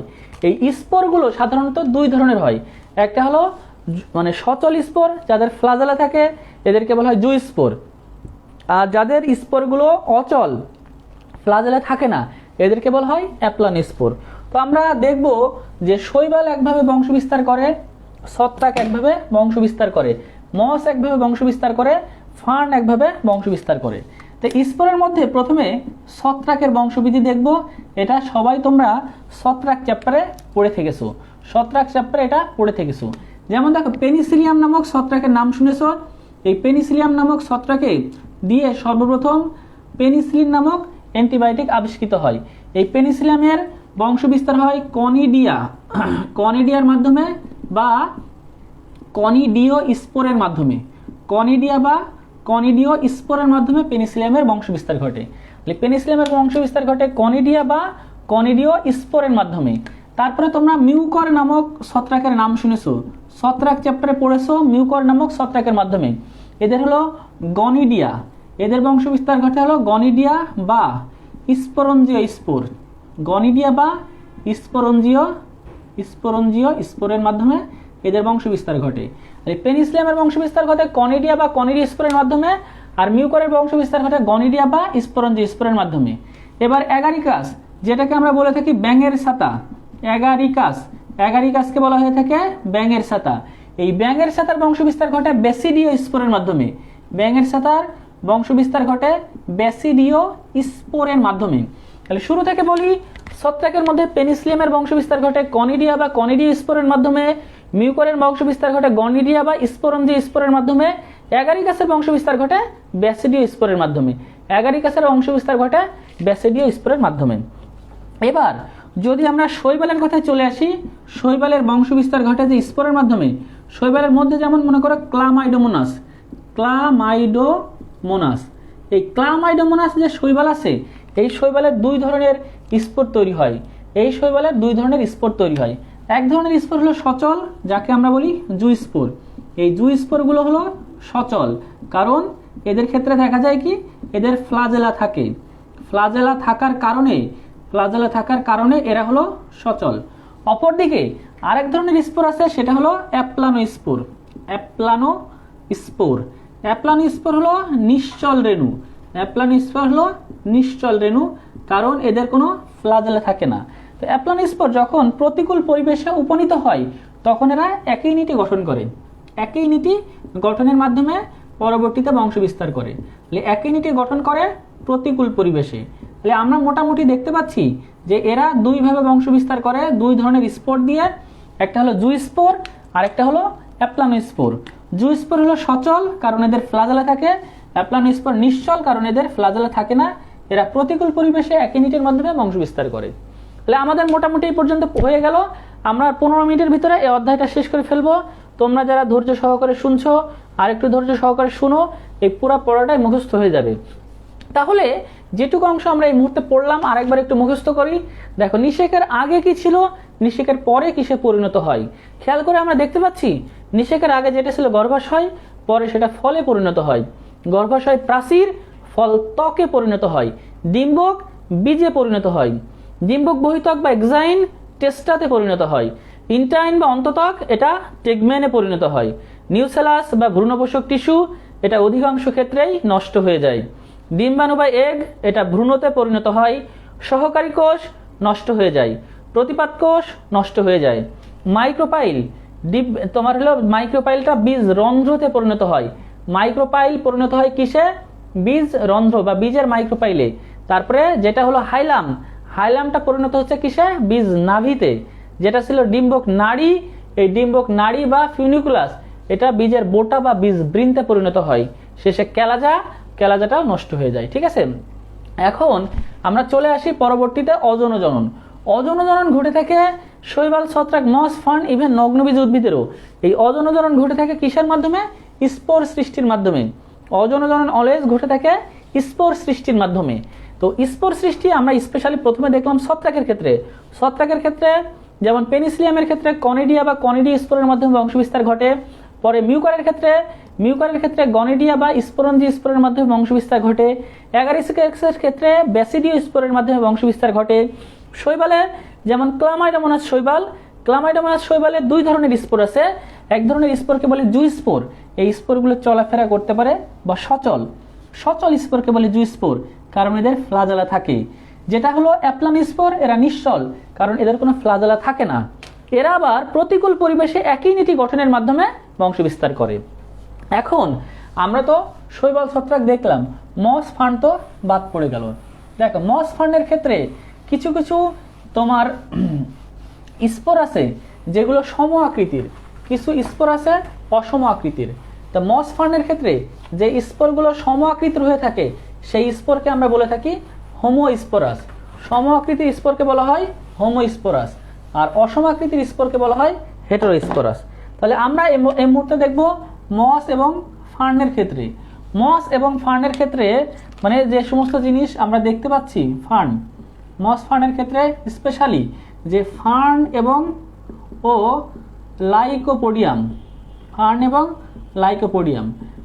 লাইকোপোডিয়ামের স্পোরগুলো সম আকৃতির। এই সম আকৃতির স্পোরকে বলা হয় থাকে হোমোস্পোরাস। হোমো মানে একই রকম, তাহলে এদের স্পোরগুলো একই ধরনের, এই জন্য এই স্পোরকে আমরা বলে থাকি হোমোস্পোরাস। কিন্তু অপরদিকে সেলাজিনেলা এবং শুষ্নি শাকের স্পোরগুলো একই আকৃতির না বা হোমোস্পোরাস না। এদের স্পোরগুলো হলো হেটারোস্পোরাস, মানে স্পোরগুলো হলো ভিন্ন প্রকৃতির, এই জন্য এদেরকে বলা হয়ে থাকে হেটারোস্পোরাস। ঠিক আছে, তাহলে ফার্ন, লাইকোপোডিয়াম এদের স্পোরগুলো হলো হোমোস্পোরাস ধরনের। সেলাজিনেলা, শুষ্নি শাক এদের স্পোরগুলো হেটারোস্পোরাস। ফার্ন এবং লাইকোপোডিয়াম এদের স্পোরগুলো একই ধরনের, এদেরকে বলে হোমোস্পোরাস। সেলাজিনেলা শুষ্নিসাগের স্পোরগুলো হলো হেটেরোস্পোরাস। তাহলে শুরু থেকে আসি, শৈবাল ছত্রাক নসফর্ন নগ্নবীজে আবৃত বীজের বংশবিস্তার হয় স্পোর সৃষ্টির মাধ্যমে। এর মধ্যে পেনিসিলিয়াম এর অংশবিস্তার ঘটে কনিডিয়া বা কনিডিয়া স্পোরের মাধ্যমে। মিউকরের বংশবিস্তার ঘটে গনিডিয়া বা স্পোরঞ্জীয় স্পোরের মাধ্যমে। অ্যাগারিকাসের বংশবিস্তার ঘটে ব্যাসিডিও স্পোর সৃষ্টির মাধ্যমে। এর মধ্যে শৈবালে যেমন ক্লারবান্ডামোনাস শৈবালে স্পোরগুলো জু স্পোর বা অ্যাপ্লন স্পোর উভয় প্রকৃতির হতে পারে। জু স্পোরের মাধ্যমে বংশবিস্তার করে অ্যাপ্লন স্পোরের মাধ্যমে বংশবিস্তার করে। জু স্পোর দেখা যায় এদের সচল এবং ফ্লাজেলা থাকে, আর অ্যাপ্লন স্পোরের হলো নিশ্চল, এদের ফ্লাজেলা থাকে না। তবে প্রতিকূল পরিবেশে এরা গঠন করে একই নীতি সৃষ্টির মাধ্যমে এরা বংশবিস্তার ঘটায়। ঠিক আছে, এবার আমরা চলে আসবো অঙ্গজনন। উদ্ভিদের ক্ষেত্রে কিছু কিছু উদ্ভিদ দেহ অঙ্গের মাধ্যমে বংশবিস্তার করে। যে সমস্ত উদ্ভিদগুলো দেহ অঙ্গের মাধ্যমে বংশবিস্তার করে তাদের এই ধরনের জননকে বলা হয়ে থাকে অঙ্গজনন। ঠিক আছে, অঙ্গজনের আমরা শুরুতে দেখব স্বাভাবিক অঙ্গজনন। স্বাভাবিকভাবে কি কি অঙ্গজনন সম্পন্ন হয়, তো আমরা এক এক করে সে অঙ্গজননগুলো দেখব। প্রথমে দেখব মূল দ্বারা। কোন কোন উদ্ভিদগুলো মূল দ্বারা বংশবিস্তার ঘটায়। ঠিক আছে, মূল দ্বারা বংশবিস্তার ঘটায় আমি আগে নামগুলো লিখে ফেলি। যেমন দেখো মিষ্টি আলু, তারপরে ডালিয়া, তারপরে শতমূলি, কাকরোল এবং পটল। মিষ্টি আলু, ডালিয়া, শতমূলি, কাকরোল এবং পটল। আমার কিন্তু টানা মুখস্থ আছে, তোমরা যদি ছন্দ পড়তে চাও তাহলে ছন্দও দিতে পারো। এর একটা ছন্দ আমরা দিই, শত কাপ ডিম। কম বেশি দেখবা সবাই একই ধরনের ছন্দ দেয়। শত কাপ ডিম আমি টানা মুখস্থ করে ফেলেছি। শততে হলো শতমূলি, কাপের কতে হলো কাকরোল, আর প দিয়ে হলো পটল, ডিমের ড দিয়ে হলো ডালিয়া, আর ম দিয়ে হলো মিষ্টি আলু। তাহলে শত কাপ ডিম, শততে শতমূলি, কাপতে কতে কাকরোল, পতে পটল, ডতে হলো ডালিয়া এবং মতে মিষ্টি আলু। তাহলে মিষ্টি আলু, ডালিয়া, শতমূলি, কাকরোল, পটল। তোমরা এভাবে মনে রাখতে পারো, মিষ্টি আলু, ডালিয়া, শতমূলি, কাকরোল, পটল। অথবা শত কাপ ডিম, শততে শতমূলি, কাতে কাকরোল, পতে পটল, ডিতে হলো ডালিয়া এবং মতে হলো মিষ্টি আলু। যেভাবে খুশি তোমরা মনে রাখতে পারো। মূলের পরে আমরা আসবো হলো কাণ্ড দ্বারা। কাণ্ড 2 নাম্বার হলো কাণ্ড। এখন আমরা দেখব কাণ্ড দিয়ে কারা বংশ বিস্তার করে। তাহলে কাণ্ড দিয়ে এরকম টানা মুখস্থ রাখতে পারো। কাণ্ড দিয়ে বংশ বিস্তার করে তোমার গোল আলু। আমরা যে গোল আলু খাই, গোল আলু, আদা, তারপরে পেঁয়াজ, শটি, ওলকচু, এরা সবাই কাণ্ড দিয়ে বংশ বিস্তার করে। গোল আলু, আদা, পেঁয়াজ, শটি এবং ওলকচু। তোমরা শটি গাছ কি চিনো? শটি গাছ বলো তো, শটি গাছ কি? দেখিস কারা কারা জানো, একটু কমেন্ট করো তো যারা এবার ক্লাস করতেছো। শটি কি জিনিস দেখি, কেউ বলতে পারে কিনা শটি গাছ কি জিনিস? দেখি কে জানে। আমি দেখছি স্ক্রিনে অনেকে হয়তো গ্রামের ছেলে মেয়ে আছে। শটি গাছ কি বলো?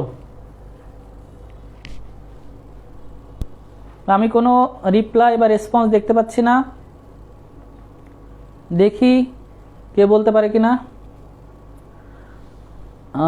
আমি কাউকে দেখছি না রিপ্লাই করতে। দেখো শটি হলো আদা, তো দেখছো আদা এবং আদা, হলুদ, শটি একই ধরনের উদ্ভিদ।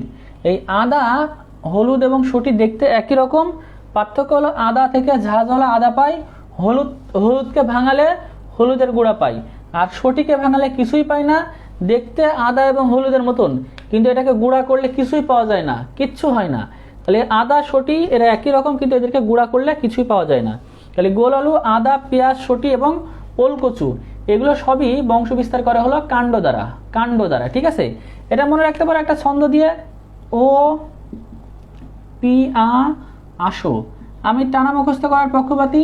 ও পিয়া আসো, ও দিয়ে দেখো, ও পিয়া আসর, ও দিয়ে হলো ওলকচু, পিয়া হলো, পি দিয়ে হলো পেঁয়াজ, আ দিয়ে আদা, আর একটা আ দিয়ে মনে করো আলু, আর আরেকটা দন্তসা দিয়ে শটি। ও পিয়া আসো, ও দিয়ে হলো ওলকচু, পি দিয়ে হলো পেঁয়াজ, আ দিয়ে হলো আদা, আ দিয়ে গোল আলু, আর দন্তসা দিয়ে শটি। আবার মনে রাখতে পারে গোল আলু, আদা, পেঁয়াজ, শটি এবং ওলকচু এগুলো সবই কাণ্ডের মাধ্যমে বংশ বিস্তার করে। আরেক ধরনের কাণ্ড আছে যাদেরকে আমরা বলি রূপান্তরিত কাণ্ড। 3 নম্বর আমরা দেখব রূপান্তরিত কাণ্ড। এই রূপান্তরিত যে কাণ্ডটা আছে এটাকে আমরা বলি সাকার। রূপান্তরিত কাণ্ড বা সাকারের মাধ্যমে কিছু উদ্ভিদ বংশ বিস্তার করে। আমরা জানবো যে রূপান্তরিত কাণ্ড বা সাকারের মাধ্যমে কারা বংশ বিস্তার করে। দেখো, এরা বংশ বিস্তার করে কলা, পুদিনা, আনারস, চন্দ্রমল্লিকা এবং বাঁশ। কলা, পুদিনা, আনারস এবং চন্দ্রমল্লিকা, বাঁশ, এরা সবই রূপান্তরিত কাণ্ড এবং বা সাকারের মাধ্যমে বংশ বিস্তার করে। কলা, পুদিনা, আনারস, চন্দ্রমল্লিকা, বাঁশ। এবার একটা ছন্দ আমরা দিয়ে থাকি, কি ছন্দ দিই? যেমন দেখো, চন্দ্রা আপু বোকা, ঠিক আছে? চন্দ্রা আপু বোকা, চন্দ্রা আপুর চন্দ্র দিয়ে হলো চন্দ্রমল্লিকা, ঠিক আছে? আর আপুর আ দিয়ে হলো আনারস, আর পু দিয়ে হলো পুদিনা, ঠিক আছে? বোকার ব দিয়ে হলো বাঁশ, আর কা দিয়ে হলো কলা, ঠিক আছে? তাহলে কলা, পুদিনা, আনারস, চন্দ্রমল্লিকা, বাঁশ টানা মুখস্থ করতে পারো, আবার ছন্দ নিয়ে মনে রাখতে পারো। চন্দ্রাতে চন্দ্রমল্লিকা, আ দিয়ে হলো আনারস, পু দিয়ে হলো পুদিনা, বোকা, ব দিয়ে হলো বাঁশ এবং ক দিয়ে কলা, বা কলা, পুদিনা, আনারস, চন্দ্রমল্লিকা, বাঁশ। তাই আমরা তিনটা পড়ে ফেললাম। শুরু থেকে দেখি, অঙ্গজননের ভিতরে মূলধারা কাদের বংশ বিস্তার করে? সবাই আমার সাথে পড়ো, টানা মুখস্থ করো, না পারলে ছন্দ। মিষ্টি আলু, ডালিয়া, শতমূলী, কাকরোল, পটল। মিষ্টি আলু, ডালিয়া, শতমূলী, কাকরোল, পটল। সবাই আমার সাথে হাতে পড়ো, মিষ্টি আলু, ডালিয়া, শতমূলী, কাকরোল এবং পটল। কাণ্ড দ্বারা গোল আলু, আদা, পেঁয়াজ, শটি, ওলকচু। গোল আলু, আদা, পেঁয়াজ, শটি এবং ওলকচু। গোল আলু, আদা, পেঁয়াজ, শটি এবং ওলকচু। রূপান্তরিত কাণ্ড কলা, পুদিনা, আনারস, চন্দ্রমল্লিকা এবং বাঁশ। 4 নম্বর আছে পাতা। তোমরা এটা কম বেশি সবাই জানো, পাতার সাহায্যে বংশ বিস্তার কারা করে? পাতার সাহায্যে বংশ বিস্তার করে হলো পাথরকুচি। পাথরকুচি নামক একটা উদ্ভিদ, এটা পাতা পানির উপর ফেলে দিলেই এই পাতা থেকে বংশ বিস্তার করে। এই পাতার সাহায্যে বংশ বিস্তার করে যে উদ্ভিদ, তার নাম হলো পাথরকুচি। এবার আছে বুলবিল বা কক্ষমুকুল। এই বুলবিল বা কক্ষমুকুলের সাহায্যে বংশ বিস্তার করে আলুরই একটা জাত, যেটাকে আমরা বলি চুপড়ি আলু। এই চুপড়ি আলুতে তোমরা পড়েছো সর্বোচ্চ সংখ্যক কোলেস্ট্রল পাওয়া যায়। এই যে কোষ রসায়নে ছিল, আলু চুপড়ি আলুতে সর্বোচ্চ সংখ্যক কোলেস্ট্রল পাওয়া যায়। এই চুপড়ি আলু হলো বুলবিল বা কক্ষমুকুলের সাহায্যে বংশ বিস্তার করে। এবার আছে অর্ধবায়বীয়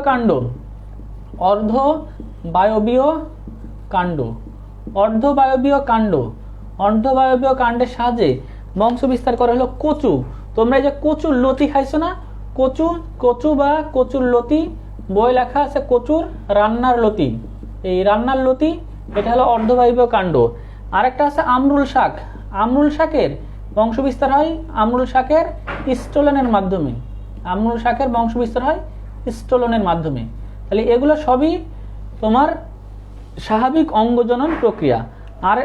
আরেকটা আছে হলো মুকুলোদ্গমের মাধ্যমে বংশ বিস্তার করে হলো ইস্ট। মুকুলোদ্গম। আরেকটা আছে পর্ণকাণ্ড। তাহলে মুকুলোদ্গমের মাধ্যমে সবগুলো, এগুলো হলো একটা উদাহরণ। বংশ বিস্তার করে হলো ইস্ট। আর পর্ণকাণ্ডের মাধ্যমে বংশ বিস্তার করে ফণী মনসা। তাহলে মুকুলোদ্গমের মাধ্যমে বংশ বিস্তার করে ইস্ট, পর্ণকাণ্ডের মাধ্যমে বংশ বিস্তার করে ফণী মনসা। তাহলে শুরু থেকে আবার পড়ে ফেলি। অঙ্গজনন, স্বাভাবিক অঙ্গজনন, মিষ্টি আলু, ডালিয়া, শতমূলী, কাকরোল, পটল, এগুলো হলো মূল দ্বারা। কাণ্ড দ্বারা আলু, আদা, পেঁয়াজ, শটি, ওলকচু। রূপান্তরিত কাণ্ড কলা, পুদিনা, আনারস, চন্দ্রমল্লিকা, বাঁশ। পাতার সাহায্যে পাথরকুচি। বুলবিল বা কক্ষমুকুল চুপড়ি আলু। অর্ধবায়বীয় কাণ্ড কচু বা রান্নার লতি। আমরুল শাকের স্টোলনের মাধ্যমে বংশ বিস্তার ঘটে। মুকুলোদ্গম ইস্ট, পর্ণকাণ্ড ফণী মনসা। আমি আরো একবার বলি, মুখস্থ করো। অঙ্গজনন, স্বাভাবিক অঙ্গজনন কি আছে? মূল দিয়ে মিষ্টি আলু, ডালিয়া, শতমূলী, কাকরোল এবং পটল। তোমরা ছন্দ দিয়ে মনে রাখতে পারো, শত কাপ ডিম। কাণ্ড দিয়ে গোল আলু, আদা, পেঁয়াজ, শটি এবং ওলকচু। ছন্দ দিয়ে মনে রাখতে পারো, ও পিয়া আসো। এরপরে রূপান্তরিত কাণ্ড কলা, পুদিনা, আনারস, চন্দ্রমল্লিকা, বাঁশ। ছন্দ দিয়ে মনে রাখতে পারো, চন্দ্রা আপু বোকা। পাতার সাহায্যে পাথরকুচি, বুলবিল বা কক্ষমুকুল চুপড়ি আলু, অর্ধবায়বীয় কাণ্ড কচু বা রান্নার লতি। আর আমরুল শাকের বংশ বিস্তার হয় স্টোলন দিয়ে। মুকুলোদ্গমের মাধ্যমে ইস্ট এবং পর্ণকাণ্ডের মাধ্যমে বংশ বিস্তার করে ফণী মনসা। এটা হলো ফণী মনসা, ঠিক আছে? মুকুলোদ্গমের মাধ্যমে বংশ বিস্তার করে ইস্ট এবং পর্ণকাণ্ডের মাধ্যমে বংশ বিস্তার করে যারা, তারা হলো ফণিমনসা। ঠিক আছে, মুকুলোদ্গমের মাধ্যমে বংশ বিস্তার করে ইস্ট এবং পর্ণকাণ্ডের মাধ্যমে বংশ বিস্তার করে যারা, তারা হলো ফণিমনসা। তাহলে আমাদের স্বাভাবিক অঙ্গজ প্রজননটা হয়ে গেল। এবার আমরা পড়ব কৃত্রিম অঙ্গজ প্রজনন। কৃত্রিম অঙ্গজ প্রজনন। কৃত্রিম অঙ্গজ প্রজনন আমরা দেখে থাকবো কোনো কোনো উদ্ভিদের ডাল কেটে লাগাই দিলে সেখান থেকে বংশ বিস্তার হয়। এরকম কয়েকটা কৃত্রিম অঙ্গজ প্রজনন সম্বন্ধে আমরা জানবো। যেমন দেখো, কিছু কিছু আমরা উদ্ভিদের কলম করি, কিছু উদ্ভিদের কলম আছে হলো শাখা কলম। শাখা কলম আমরা এই উদাহরণগুলো দেখব।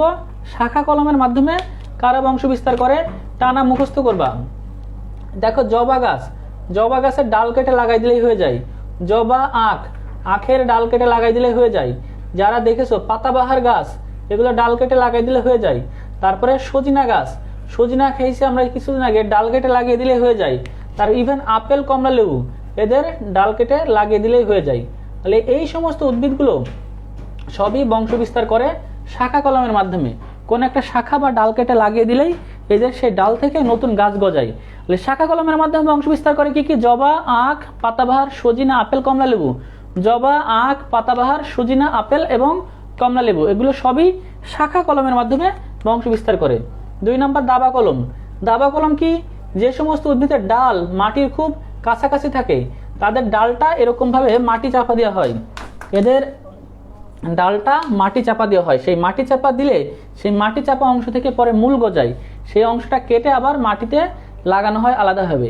এরকম দাবা কলমের মাধ্যমে বংশ বিস্তার করে লেবু এবং জুই। লেবু এবং জুই, ঠিক আছে, লেবু এবং জুই এগুলো সবই দাবা কলমের মাধ্যমে বংশ বিস্তার করে। মনে রাখতে পারো লেজ, লেজ, লেতে লেবু আর জ্যোতি হলো জুই, এগুলো দাবা কলমের মাধ্যমে বংশ বিস্তার করে। তারপর আছে জোড় কলম। জোড় কলম কি? একটা গাছের ডাল কেটে আরেকটা গাছে লাগিয়ে দিলে সেখান থেকে বংশ বিস্তার ঘটে, এটারও জোড় কলম। এবং জোড় কলমের মাধ্যমে যে ডালটা কাটা হয়, যে ডাল কাটা হয় সেই ডালকে আমরা বলে থাকি সায়ন। সেই ডালকে বলা হয়ে থাকে সায়ন। আর অপরদিকে যে ডালটা জোড়া লাগানো হয়, যে ডালে জোড়া লাগানো হয়, জোড়া লাগানো ডাল, এই জোড়া লাগানো ডালকে বলা হয়ে থাকে স্টক। জোড়া লাগানো ডালকে বলা হয়ে থাকে স্টক। এবার আমরা খুব কাছাকাছি শেষের দিকে চলে এসেছি। জোড় কলমের পরে আমরা পড়বো হলো গুটি কলম। জোড় কলমের পরে আমরা যেটা পড়বো সেটা হলো গুটি কলম। গুটি কলমের উদাহরণ হলো লেবু, আম, গোলাপ, তারপরে গন্ধরাজ। লেবু, আম, গোলাপ, গন্ধরাজ এগুলো সবই গুটি কলমের উদাহরণ। এটা মনে রাখতে পারো একটা ছন্দ দিয়ে, সেটা হলো গোল আম। গোল আম এগুলো সবই গুটি কলমের উদাহরণ। গোল দিয়ে হলো গোলাপ, আর আ দিয়ে হলো আম, আর ল দিয়ে মানে গ দিয়ে হলো গন্ধরাজ, আর ল দিয়ে হলো লেবু। তাহলে লেবু, আম, গোলাপ, গন্ধরাজ। তাহলে গোল আম, গোলের গো দিয়ে হলো গন্ধরাজ, গো দিয়ে গোলাপ, আ দিয়ে হলো আম, আর তোমার হচ্ছে আর একটা ল দিয়ে হলো লেবু। তাহলে এগুলো হলো গুটি কলমের উদাহরণ। সর্বশেষ চোখ কলম, শেষ অংশ হলো চোখ কলম। চোখ কলম এর উদাহরণ হলো কুল বা বরই। তোমরা দেখেছো কুল বা বরই আমরা খাই, শীতের শেষে ওঠে, এবং গোলাপ। কুল বা বরই এবং গোলাপ এগুলো সবই চোখ কলমের উদাহরণ। তাহলে দেখো, আমরা কৃত্রিম অঙ্গজ প্রজনন পড়ছিলাম, এটা শেষ করে ফেলি। কৃত্রিম অঙ্গজ প্রজনন কি কি? শাখা কলমের মাধ্যমে বংশ বিস্তার করে, মানে যাদের কোনো ডাল কেটে লাগিয়ে দিলে নতুন উদ্ভিদ গজায়। জবা, আখ, পাতাবাহার, সজিনা, আপেল, কমলা লেবু। জবা, আখ, পাতাবাহার, সজিনা, আপেল, কমলা লেবু এগুলো সবই শাখা কলমের মাধ্যমে বংশ বিস্তার করে। দাবা কলমের মাধ্যমে বংশ বিস্তার করে লেবু, জুই, লেবু এবং জুই। মনে রাখবো লেজ দিয়ে, ল দিয়ে লেবু, বর্গ জ দিয়ে জুই, ল দিয়ে লেবু, বর্গ জ দিয়ে জুই।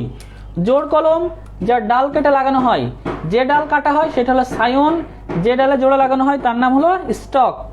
গুটি কলম, গুটি কলমের মনে রাখবো গোল আম, গোল আম দিয়ে, গো দিয়ে হলো গোলাপ, গ দিয়ে গন্ধরাজ, আ দিয়ে আম, আর ল দিয়ে লেবু।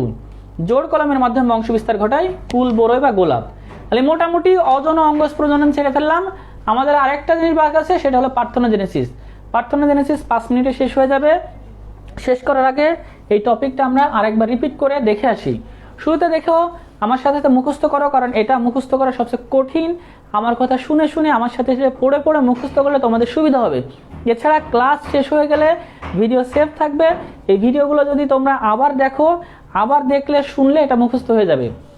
তো শুরু থেকে আসি। দেখো অজন জনন, যেমন দেখো শৈবাল, ছত্রাক, মস, ফার্ন, নগ্নবীজি এরা স্পোর সৃষ্টির মাধ্যমে বংশ বিস্তার করে।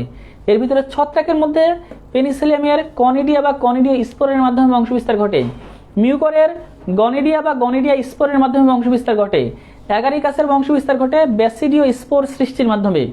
শৈবালের বংশ বিস্তার ঘটে শৈবালের মধ্যে যেমন ক্লামাইডোমোনাস, এদের জুইস্পোরের মাধ্যমে বংশ বিস্তার ঘটে অথবা অ্যাপ্লানোস্পোরের মাধ্যমে বংশ বিস্তার ঘটে। জুইস্পোর তারাই যারা সচল এবং ফ্লাজেলা থাকে। অ্যাপ্লানোস্পোর তারা যাদের সচল অচল ফ্লাজেলা থাকে না, তবে এরা আবার প্রতিকূল পরিবেশে একই নীতি গঠন করে। চলে আসি ফার্ন, লাইকোপোডিয়াম, এদের স্পোরগুলো একই আকৃতির, সম আকৃতির, এদেরকে বলা হয় হোমোস্পোরাস। অপরদিকে সেলাজেনেলা, শুষ্নি শাক, এদের স্পোরগুলো ভিন্ন আকৃতির বা হেটারোস্পোরাস। এছাড়া দেখো অঙ্গজনন, স্বাভাবিক অঙ্গজনন প্রক্রিয়ায় বংশ বিস্তার করে মূল দিয়ে কারা কারা? মিষ্টি আলু, ডালিয়া, শতমূলি, কাঁকরোল এবং পটল। সাথে সাথে পড়ো মিষ্টি আলু, ডালিয়া, শতমূলি, কাঁকরোল এবং পটল। মনে রাখবো শত কাপ ডিম, শত দিয়ে শতমূলি, কা দিয়ে কাঁকরোল, প দিয়ে পটল, ডি দিয়ে ডালিয়া আর ম দিয়ে মিষ্টি আলু। কাণ্ডের সাহায্যে কি কি? গোল আলু, আদা, পেঁয়াজ, শটি, ওলকচু। গোল আলু, আদা, পেঁয়াজ, শটি এবং ওলকচু। মনে রাখবো ও পিয়া আসো, ও দিয়ে ওলকচু, পি দিয়ে হলো পেঁয়াজ, তারপরে আ দিয়ে আদা, আ দিয়ে আলু এবং দন্তসা দিয়ে শটি। চলে আসি রূপান্তরিত কাণ্ড বা সাকারের সাহায্যে কলা, পুদিনা, আনারস, চন্দ্রমল্লিকা এবং বাঁশ। চন্দ্রা, আপু, বোকা, এভাবে মনে রাখবো। চন্দ্রা দিয়ে চন্দ্রমল্লিকা, আ দিয়ে আনারস, পু দিয়ে হলো পুদিনা আর ব দিয়ে হলো বাঁশ এবং ক দিয়ে কলা। পাতার মাধ্যমে বংশ বিস্তার করে পাথরকুচি। বুলবিল বা কক্ষমুকুলের মাধ্যমে বংশ বিস্তার করে চুপড়ি আলু। অর্ধবায়বীয় কাণ্ড কচু, যেটা রান্নার লতি হিসেবে খাওয়া হয়। এছাড়া আমরুল শাকের স্থলনের মাধ্যমে বংশ বিস্তার ঘটে। মুকুলোদ্গমের মাধ্যমে বংশ বিস্তার ঘটে ইস্ট। পর্ণকাণ্ডের মাধ্যমে বংশ বিস্তার ঘটে ফণিমনসা। কৃত্রিম অঙ্গজ প্রজনন, শাখা কলমের মাধ্যমে বংশ বিস্তার কারা কারা? জবা, আখ, পাতাবাহার, সজিনা, আপেল, কমলা লেবু। জবা, আখ, পাতাবাহার, সজিনা, আপেল, কমলা লেবু এদের ডাল কেটে মাটিতে পুঁতে দিলে সেখান থেকে নতুন গাছ জন্মায়। দাবা কলমের উদাহরণ পড়বো লেজ, লে দিয়ে লেবু, লে দিয়ে বর্গজ দিয়ে জুই। জোড় কলম, যে ডাল কেটে লাগানো হয় সেই ডালকে বলা হয় সায়ন, আর যে ডাল জোড়া লাগানো হয় তাকে বলা হয় স্টক, সায়ন বা স্টক। গুটি কলম, মনে রাখবো গোল আম, গো দিয়ে হলো গোলাপ, গ দিয়ে গন্ধরাজ, ল দিয়ে লেবু, আ দিয়ে হলো আম বা লেবু, আম, গোলাপ, গন্ধরাজ। দুইটা গ আছে, গোলাপ, গন্ধরাজ, লেবু এবং আম। ঠিক আছে। চৌকো কলমের মাধ্যমে বংশ বিস্তার করে কুল বা বরই, আরেকটা হলো গোলাপ। আমাদের এটা হয়ে গেল। লাস্ট পয়েন্ট হলো পার্থেনোজেনেসিস। দেখো পার্থেনোজেনেসিস কি? আমরা দেখেছি আবৃতবীজ উদ্ভিদের নিষেকের মাধ্যমে বংশ বিস্তার ঘটে। নিষেকের মাধ্যমে শুক্রাণু নির্মাণের মিলনের মাধ্যমে নিষেক ঘটে। নিষেকের মাধ্যমে এদের বংশ বিস্তার ঘটে। তবে কিছু কিছু উদ্ভিদে এই স্বাভাবিক নিয়মের ব্যতিক্রম দেখা যায়। স্বাভাবিক নিয়মের ব্যতিক্রম দেখা যায়। এই ব্যতিক্রমে দেখা যায় কি কোনো কোনো ক্ষেত্রে নিষেক ছাড়াই ভ্রূণ সৃষ্টি হয়। পার্থেনোজেনেসিস। পার্থেনোজেনেসিস, এই পার্থেনোজেনেসিসকে আমরা বলতেছি কি কিছু কিছু উদ্ভিদে নিষেক ছাড়াই ভ্রূণ সৃষ্টি হয়, অর্থাৎ বাবা ছাড়া শুধু মাই একটা সন্তান জন্ম দিতে সক্ষম। নিষেক ছাড়া ভ্রূণ সৃষ্টি হয় মানে শুক্রাণুর অনুপস্থিতিতে, ম্যাক্সিমাম ক্ষেত্রে শুক্রাণুর অনুপস্থিতিতে নিষেক ছাড়া, শুক্রাণুর অনুপস্থিতিতে নিষেক ছাড়া ভ্রূণ সৃষ্টি হয়। এই শুক্রাণুর অনুপস্থিতিতে নিষেক ছাড়া ভ্রূণ সৃষ্টির যে প্রক্রিয়া তার নাম পার্থেনোজেনেসিস। এটা হলো অস্বাভাবিক জনন প্রক্রিয়া। ঠিক আছে। তো অনেক ক্ষেত্রে আমরা হরমোন প্রয়োগ করে বীজহীন ফল তৈরি করি। হরমোন প্রয়োগ করে বীজহীন ফল সৃষ্টি করি। ঠিক আছে। হরমোন প্রয়োগ করে বীজহীন ফল সৃষ্টি করা, এই বীজহীন ফল সৃষ্টি করার প্রক্রিয়াকে বলা হয়ে থাকে পার্থেনোকার্পি। পার্থেনোকার্পি। হরমোন প্রয়োগ করে বীজহীন ফল সৃষ্টি করার যে প্রক্রিয়া তার নাম পার্থেনোকার্পি। আমি আবারও বলছি, হরমোন প্রয়োগ করে বীজহীন ফল তৈরি করার যে প্রক্রিয়া সেটাকে বলা হয় পার্থেনোকার্পি। তোমরা এবার আমাকে বলো, তোমরা তো মোটামুটি কোনো কথাই বলছো না, তোমরা আমাকে বলো এই বীজহীন ফল সৃষ্টি করা ভালো নাকি খারাপ? বীজহীন ফল সৃষ্টি করা ভালো নাকি খারাপ? এটা একটু আমাকে তোমার রিপ্লাইতে জানাও, কমেন্ট বক্সে জানাও যে বীজহীন ফল, আমরা হরমোন প্রয়োগ করে বীজহীন ফল তৈরি করছি, যে ফলে কোনো বীজ নাই, সেই বীজহীন ফল তৈরি করা ভালো নাকি খারাপ? এটা তোমরা একটু রেসপন্স করে জানাও যে ভালো নাকি খারাপ। আমি একটু ওয়েট করছি তোমাদের জন্য। হরমোন প্রয়োগ করে যে বীজহীন ফল তৈরি করা হচ্ছে, সেই বীজহীন ফল তৈরি করা ভালো নাকি খারাপ? এটা আমাদের জন্য ভালো নাকি খারাপ? দেখি তোমরা কি রিপ্লাই দাও। আমি একটু ওয়েট করি। হরমোন প্রয়োগ করে বীজহীন ফল তৈরি করা হয়, এই হরমোন প্রয়োগ করে বীজহীন ফল তৈরি করা ভালো নাকি খারাপ? আমি কারোর কোনো রেসপন্স দেখছি না, একটু জানাও। হরমোন প্রয়োগ করে বীজহীন ফল তৈরি করা হয়, এই হরমোন তৈরি করে বীজহীন ফল তৈরি করা ভালো নাকি খারাপ? আদিব হাসান ভালো, দেখি একজন রিপ্লাই দিছে, পাওয়া গেছে। খারাপ ভাইয়া, রাসেল হাসান খারাপ। দেখি আরও সবাই রেসপন্স করো, যারা এই যে 30 জন লাইভে আছে 30 জনই বলো ভালো নাকি খারাপ। দেখি ভালো নাকি খারাপ। যারা ভালো বলছো তারা একটু জানাও যে কেন ভালো, আর যে খারাপ বলছো তারা একটু জানাও কেন খারাপ। আদিব বলছে ভালো, রাসেল হাসান বলছে খারাপ। তাহলে যে ভালো বলছে সে একটু জানাও কেন ভালো। জলি দত্ত অবশ্যই ভালো, যে খারাপ বলছে সে একটু জানো যে কেন খারাপ। ঠিক আছে, তোমরা খুবই কম রেসপন্স করো। আগের বছর ছেলেমেয়েরা খুব ভালো রেসপন্স করতো কমেন্ট বক্সে। খারাপ ভাইয়া, ফাতিমা খাতুন ফাতিমা খারাপ। আচ্ছা, সবাই রেসপন্স করে রিপ্লাই করার জন্য বা ধন্যবাদ সবাইকে। আচ্ছা, তোমরা কেন খারাপ কেন ভালো কেন আমাকে একটু জানাও। আচ্ছা আমি বলি, দেখো হরমোন প্রয়োগ করে বীজহীন ফল তৈরি করা স্পেশালি ভালো। আমরা হরমোন প্রয়োগ করে স্বেচ্ছায় বীজহীন ফল তৈরি করছি, এটা অবশ্যই খারাপ হলে করতাম না। এখন তোমার প্রশ্ন হতে পারে এটা কেন ভালো। অ্যাকচুয়ালি বাজার থেকে তরমুজ কিনে আনো, একটা তরমুজ এখানে বীজ থাকে না, মনে করো যে একটা তরমুজ কিনে আনলে সেই তরমুজটা কাটলে একটা তরমুজ দেখা যাচ্ছে ভরা বিচি, আর একটা তরমুজে কোনো বীজ নাই, কোনটা খেতে মজা লাগবে? অবশ্যই যেটাতে বীজ নাই। এই জন্য হরমোন প্রয়োগ করে আমরা চেষ্টা করি যত কম বীজ পাওয়া যায় ততই ভালো। আর তোমার প্রশ্ন হতে পারে তাহলে বীজ যদি না থাকে তাহলে আমরা বংশ বিস্তার করবো কেমনে? আরে বংশ বিস্তারের তো অনেক পদ্ধতি আছে। অঙ্গজনন পড়লাম না, মূল দ্বারা, কাণ্ড দ্বারা, তারপরে পাতা দিয়ে বিভিন্ন ধরনের জোড় কলম, শাখা কলম, বিভিন্ন ধরনের অঙ্গজনন, কৃত্রিম স্বাভাবিক অঙ্গজনন আছে। এই অঙ্গজ প্রজনন বা কলমের মাধ্যমে আমরা বংশ বিস্তার করাতে পারি। তাহলে বীজহীন ফল তৈরি করলে সেই ফলের দাম অনেক বেড়ে যায়। মনে করো বাজার থেকে একটা লিচু কিনে আনলে লিচুর বীজটা অনেক বড়, শ্বাস কম, সেই লিচু খেতে মজা লাগবে না, সেই লিচুর দাম একদম কম। এক ধরনের লিচু কিনে আনলে তাতে প্রচুর শ্বাস, বীজ ছোট, দেখবো ওই লিচু খেতে মজা লাগবে। ঠিক আছে, এই জন্য বীজহীন ফল যদি আমরা তৈরি করি হরমোন প্রয়োগ করে, সেটা আলটিমেটলি ওভারঅল ভালো, এটা কখনোই খারাপ নয়। ঠিক আছে, তাহলে আমরা পার্থেনোজেনেসিস, পার্থেনোকার্পি পড়লাম। এবার আমরা পার্থেনোজেনেসিসের প্রকার পড়ব। পার্থেনোজেনেসিস দুই প্রকার। একটা হলো হ্যাপ্লয়েড পার্থেনোজেনেসিস, আর একটা হলো ডিপ্লয়েড পার্থেনোজেনেসিস। একটা হলো হ্যাপ্লয়েড আর একটা হলো ডিপ্লয়েড। আসি হ্যাপ্লয়েড পার্থেনোজেনেসিস কি জিনিস? এটা হলো স্বাভাবিক মায়োসিস প্রক্রিয়ায়, এখানে ডিম্বাণু তৈরি হয়, কিন্তু ডিম্বাণু নিষিক্ত না হয়েই ভ্রূণ তৈরি হয়। ডিম্বাণু নিষেক ছাড়া ভ্রূণ তৈরি করে। তাহলে স্বাভাবিক মায়োসিস প্রক্রিয়ায় হ্যাপ্লয়েড থাকলে কি এন সংখ্যক কোষ থাকে, এখানে স্বাভাবিক মায়োসিস প্রক্রিয়ায় ডিম্বাণু তৈরি হয় এবং সেটা নিষেক ছাড়া ভ্রূণ তৈরি করে। এটার নাম হলো হ্যাপ্লয়েড পার্থেনোজেনেসিস। উদাহরণ হলো সোলানাম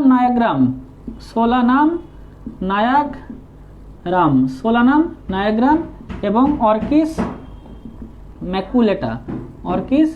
ম্যাকুলেটা। এই সোলানাম নায়াগ্রাম এবং অর্কিস ম্যাকুলেটা এদের হ্যাপ্লয়েড পার্থেনোজেনেসিস দেখা যায়। ডিপ্লয়েড পার্থেনোজেনেসিস কি? নর্মালি আমাদের ডিম্বাণু সৃষ্টি হয় কিন্তু মেয়োসিস প্রক্রিয়ায়, কিন্তু অনেক সময় দেখা যায় এটা আরও ব্যতিক্রম, মাইটোসিস প্রক্রিয়ায় ডিম্বাণু সৃষ্টি হয়। এবং মাইটোসিস প্রক্রিয়ায় ডিম্বাণু সৃষ্টি হলেও সেটা নিষেক ছাড়া ভ্রূণ তৈরি করে। এটাও নিষেক ছাড়া ভ্রূণ তৈরি করে। তাহলে মিওসিস প্রক্রিয়ায় না হয়ে মাইটোসিস প্রক্রিয়ায় ডিম্বাণু সৃষ্টি করে এবং সেখানে 2n সংখ্যক কোষ থাকে। 2n সংখ্যক কোষ মানেই হলো ডিপ্লয়েড অবস্থা, এই জন্য নাম হয়েছে ডিপ্লয়েড পার্থেনোজেনেসিস। এর উদাহরণ পার্থেনিয়াম আর্জেন্টেটাম, পার্থেনিয়াম আর্জেন্টেটাম, পার্থেনিয়াম আর্জেন্টেটাম, এবং আরেকটা আছে টেরাক্সাকাম অ্যালবিডাম, টেরাক্সাকাম অ্যালবিডাম, পার্থেনিয়াম আর্জেন্টেটাম এবং টেরাক্সাকাম অ্যালবিডাম, এগুলোতে ডিপ্লয়েড পার্থেনোজেনেসিস দেখা যায়। তাহলে হ্যাপ্লয়েড পার্থেনোজেনেসিসের উদাহরণ কি কি পেলাম? সোলানাম নায়াগ্রাম এবং অর্কিস ম্যাকুলাটা। ডিপ্লয়েড পার্থেনোজেনেসিস পার্থেনিয়াম আর্জেন্টেটাম এবং টেরাক্সাকাম অ্যালবিডাম। পার্থেনিয়াম আর্জেন্টেটাম এবং টেরাক্সাকাম অ্যালবিডাম এদের ডিপ্লয়েড পার্থেনোজেনেসিস দেখা যায়। ঠিক আছে, এবার আরেকটা বিশেষ ঘটনা দেখাই দিচ্ছে তামাক। তামাক বলতেছে কি যে এতগুলো ক্ষেত্রে তো সবই তো ডিম্বাণুর মাধ্যমে বংশ বিস্তার ঘটতেছে। তামাক একদম মানে হতবাক করে দিয়েছে সারা বিশ্ববাসীকে। তামাক করতেছে কি, শুক্রাণু থেকে একটা নতুন গাছের জন্ম দিচ্ছে। অনিষিক্ত শুক্রাণু থেকে ডিম্বাণুর হেল্প ছাড়াই, মানে মায়ের হেল্প ছাড়াই বাবাই সন্তান জন্ম দিচ্ছে, মায়ের হেল্প ছাড়াই বাবাই সন্তান জন্ম দিচ্ছে, এরকম দেখা যায় তামাকে। তামাকের বৈজ্ঞানিক নাম হলো নিকোটিনা ট্যাবাকাম, নিকোটিনা ট্যাবাকাম। এটা হলো বাবা, শুধুমাত্র বাবা বা ছেলেই সন্তান জন্ম দিচ্ছে, এখানে মেয়ের কোনো ভূমিকা নেই। তাহলে ছেলেই সন্তান জন্ম দিচ্ছে, এখানে মেয়ের কোনো ভূমিকা নাই। এরকম নিকোটিনা ট্যাবাকাম অনিষিক্ত শুক্রাণু থেকেই নতুন সন্তান জন্ম দিচ্ছে। ঠিক আছে, আর তিনটা সংজ্ঞা আমরা দেখব। তিনটা সংজ্ঞা আমি আগে লিখে ফেলি। অ্যাপোস্পোরি, এই তিনটা সংজ্ঞা পড়া হয়ে যাবে। অ্যাপোস্পোরি, তারপরে অ্যাডভেন্টেটিভ এমব্রায়োনি, অ্যাডভেন্টেটিভ এমব্রায়োনি, অ্যাডভেন্টেটিভ এমব্রায়োনি, অ্যাপোস্পোরি, তারপরে আছে হলো অ্যাপোগ্যামি, অ্যাপোগ্যামি।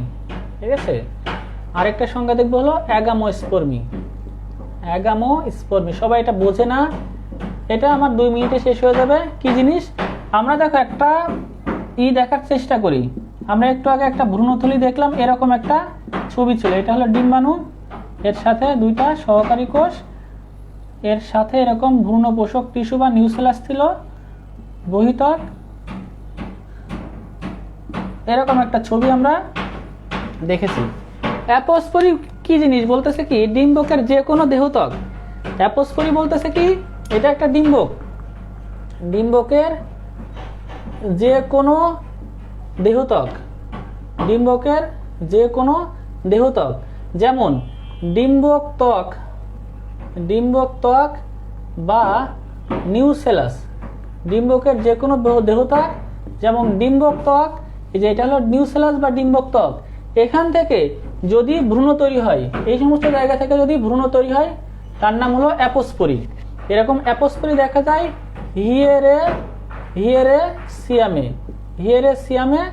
হিয়েরেসিয়ামে অ্যাপোস্পোরি দেখা যায়। এবার অ্যাডভেন্টেটিভ এমব্রায়োনি, এটা বলতেছে কি এই অ্যাপোস্পোরি ডিম্বক ত্বক বা নিউসেলাস থেকে ভ্রূণথলি গঠনের মাধ্যমে দেখায়। এটা দেখাবে কেমন হলো? ভ্রূণথলি গঠনের মাধ্যমে। এই ঘটনা ঘটে ভ্রূণথলি গঠনের মাধ্যমে। কিন্তু অ্যাডভেন্টেটিভ এমব্রায়োনি এটা ঘটে ভ্রূণথলি গঠন ছাড়াই, ভ্রূণথলি গঠন ছাড়াই। এরকম ভ্রূণথলি গঠন ছাড়াই ভ্রূণ তৈরি হয়। এই প্রক্রিয়ার নামই অ্যাডভেন্টেটিভ এমব্রায়োনি, এই প্রক্রিয়ার নামই অ্যাডভেন্টেটিভ এমব্রায়োনি। এরকম ভ্রূণথলি গঠন ছাড়াই ভ্রূণ তৈরি হয়। এবার অ্যাপোগ্যামি কি করতেছে? এই যে সহকারী কোষ, তারপরে এই যে প্রতিপাদ কোষ, ডিম্বকের সহকারী কোষ এবং প্রতিপাদ কোষ, সহকারী কোষ এবং প্রতিপাদ কোষ, এই সমস্ত জায়গা সবগুলো এখান থেকে যদি ভ্রূণ তৈরি হয়, সহকারী কোষ প্রতিপাদ কোষ কিন্তু নষ্ট হয়ে যায়। এই সহকারী কোষ প্রতিপাদ কোষ থেকে যদি ভ্রূণ তৈরি হয়, তার নাম হলো অ্যাপোগ্যামি। তাহলে দেখো আমরা দেখতেছি এই যে অ্যাপোস্পোরি, অ্যাডভেন্টেটিভ এমব্রায়োনি, অ্যাপোগ্যামি সবগুলোতেই স্বাভাবিক নিয়মের বাইরে গিয়ে ভ্রূণ তৈরি হচ্ছে। এই অ্যাপোস্পোরি, অ্যাপোগ্যামি, অ্যাডভেন্টেটিভ এমব্রায়োনি, এই তিনটা প্রক্রিয়াকে সম্মিলিতভাবে বলা হয় অ্যাগামোস্পর্মি। তিনটা প্রক্রিয়াকে সম্মিলিতভাবে বলা হয় অ্যাগামোস্পর্মি।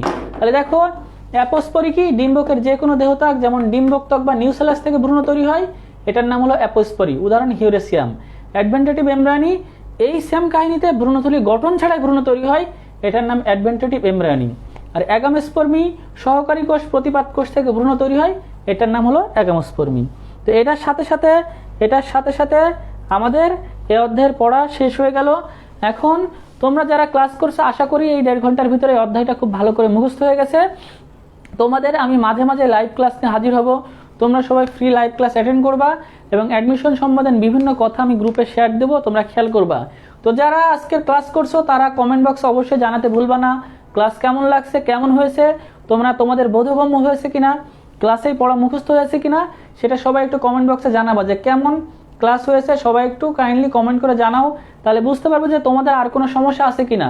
যে কয়জন লাইভে আছে সবাই কমেন্ট করে জানাও যে ক্লাস কেমন লেগেছে, ভালো লাগছে কিনা, বা আরও কিছু ইনফরমেশন বা আরও কিছু মডিফাই করা লাগবে কিনা, সবাই আমাকে একটু জানাও। তো সবাই ক্লাস করে রেগুলার, আর অ্যাডমিশন সম্বন্ধে বিভিন্ন ধরনের দিক নির্দেশনা পাও। আমি আস্তে আস্তে ধীরে ধীরে সমস্ত ক্লাসে তোমাদের দিয়ে দেবো। তো সবাই ভালো থাকো, সুস্থ থাকো। আর তোমাদের যে সমস্ত ফ্রেন্ডরা আরও আছে তাদের সবাইকে গ্রুপে ইনভাইট দিবা এবং ফ্রেন্ডদেরকে বলবা ক্লাসে অ্যাটেন্ড করতে। ফ্রি ক্লাস নিচ্ছি, এটা ভবিষ্যতে এরকম ফ্রি ক্লাস নেওয়ার সুযোগ আমার থাকবে না, তোমরা এরকমভাবে জানতে পারবে না। সো তোমরা আমাকে জানাও যে কেমন হয়েছে, এবং তোমরা মোটামুটি সবাই সবার ফ্রেন্ডদেরকে ক্লাসে আসতে বলবা, অ্যাটেন্ড করতে বলবা, যেন ক্লাস দেখে ওরা সব কিছু শিখতে পারে, জানতে পারে এবং অ্যাডমিশন সম্বন্ধে প্রিপারেশন নিতে পারে। তো যাই হোক, ক্লাস আজকে এই পর্যন্তই। সবাই ভালো থাকো, সুস্থ থাকো। তোমাদের সাথে দেখা হবে নেক্সট ক্লাসে ইনশাল্লাহ। নেক্সট শুক্রবার আমি এখানে শেষ করছি।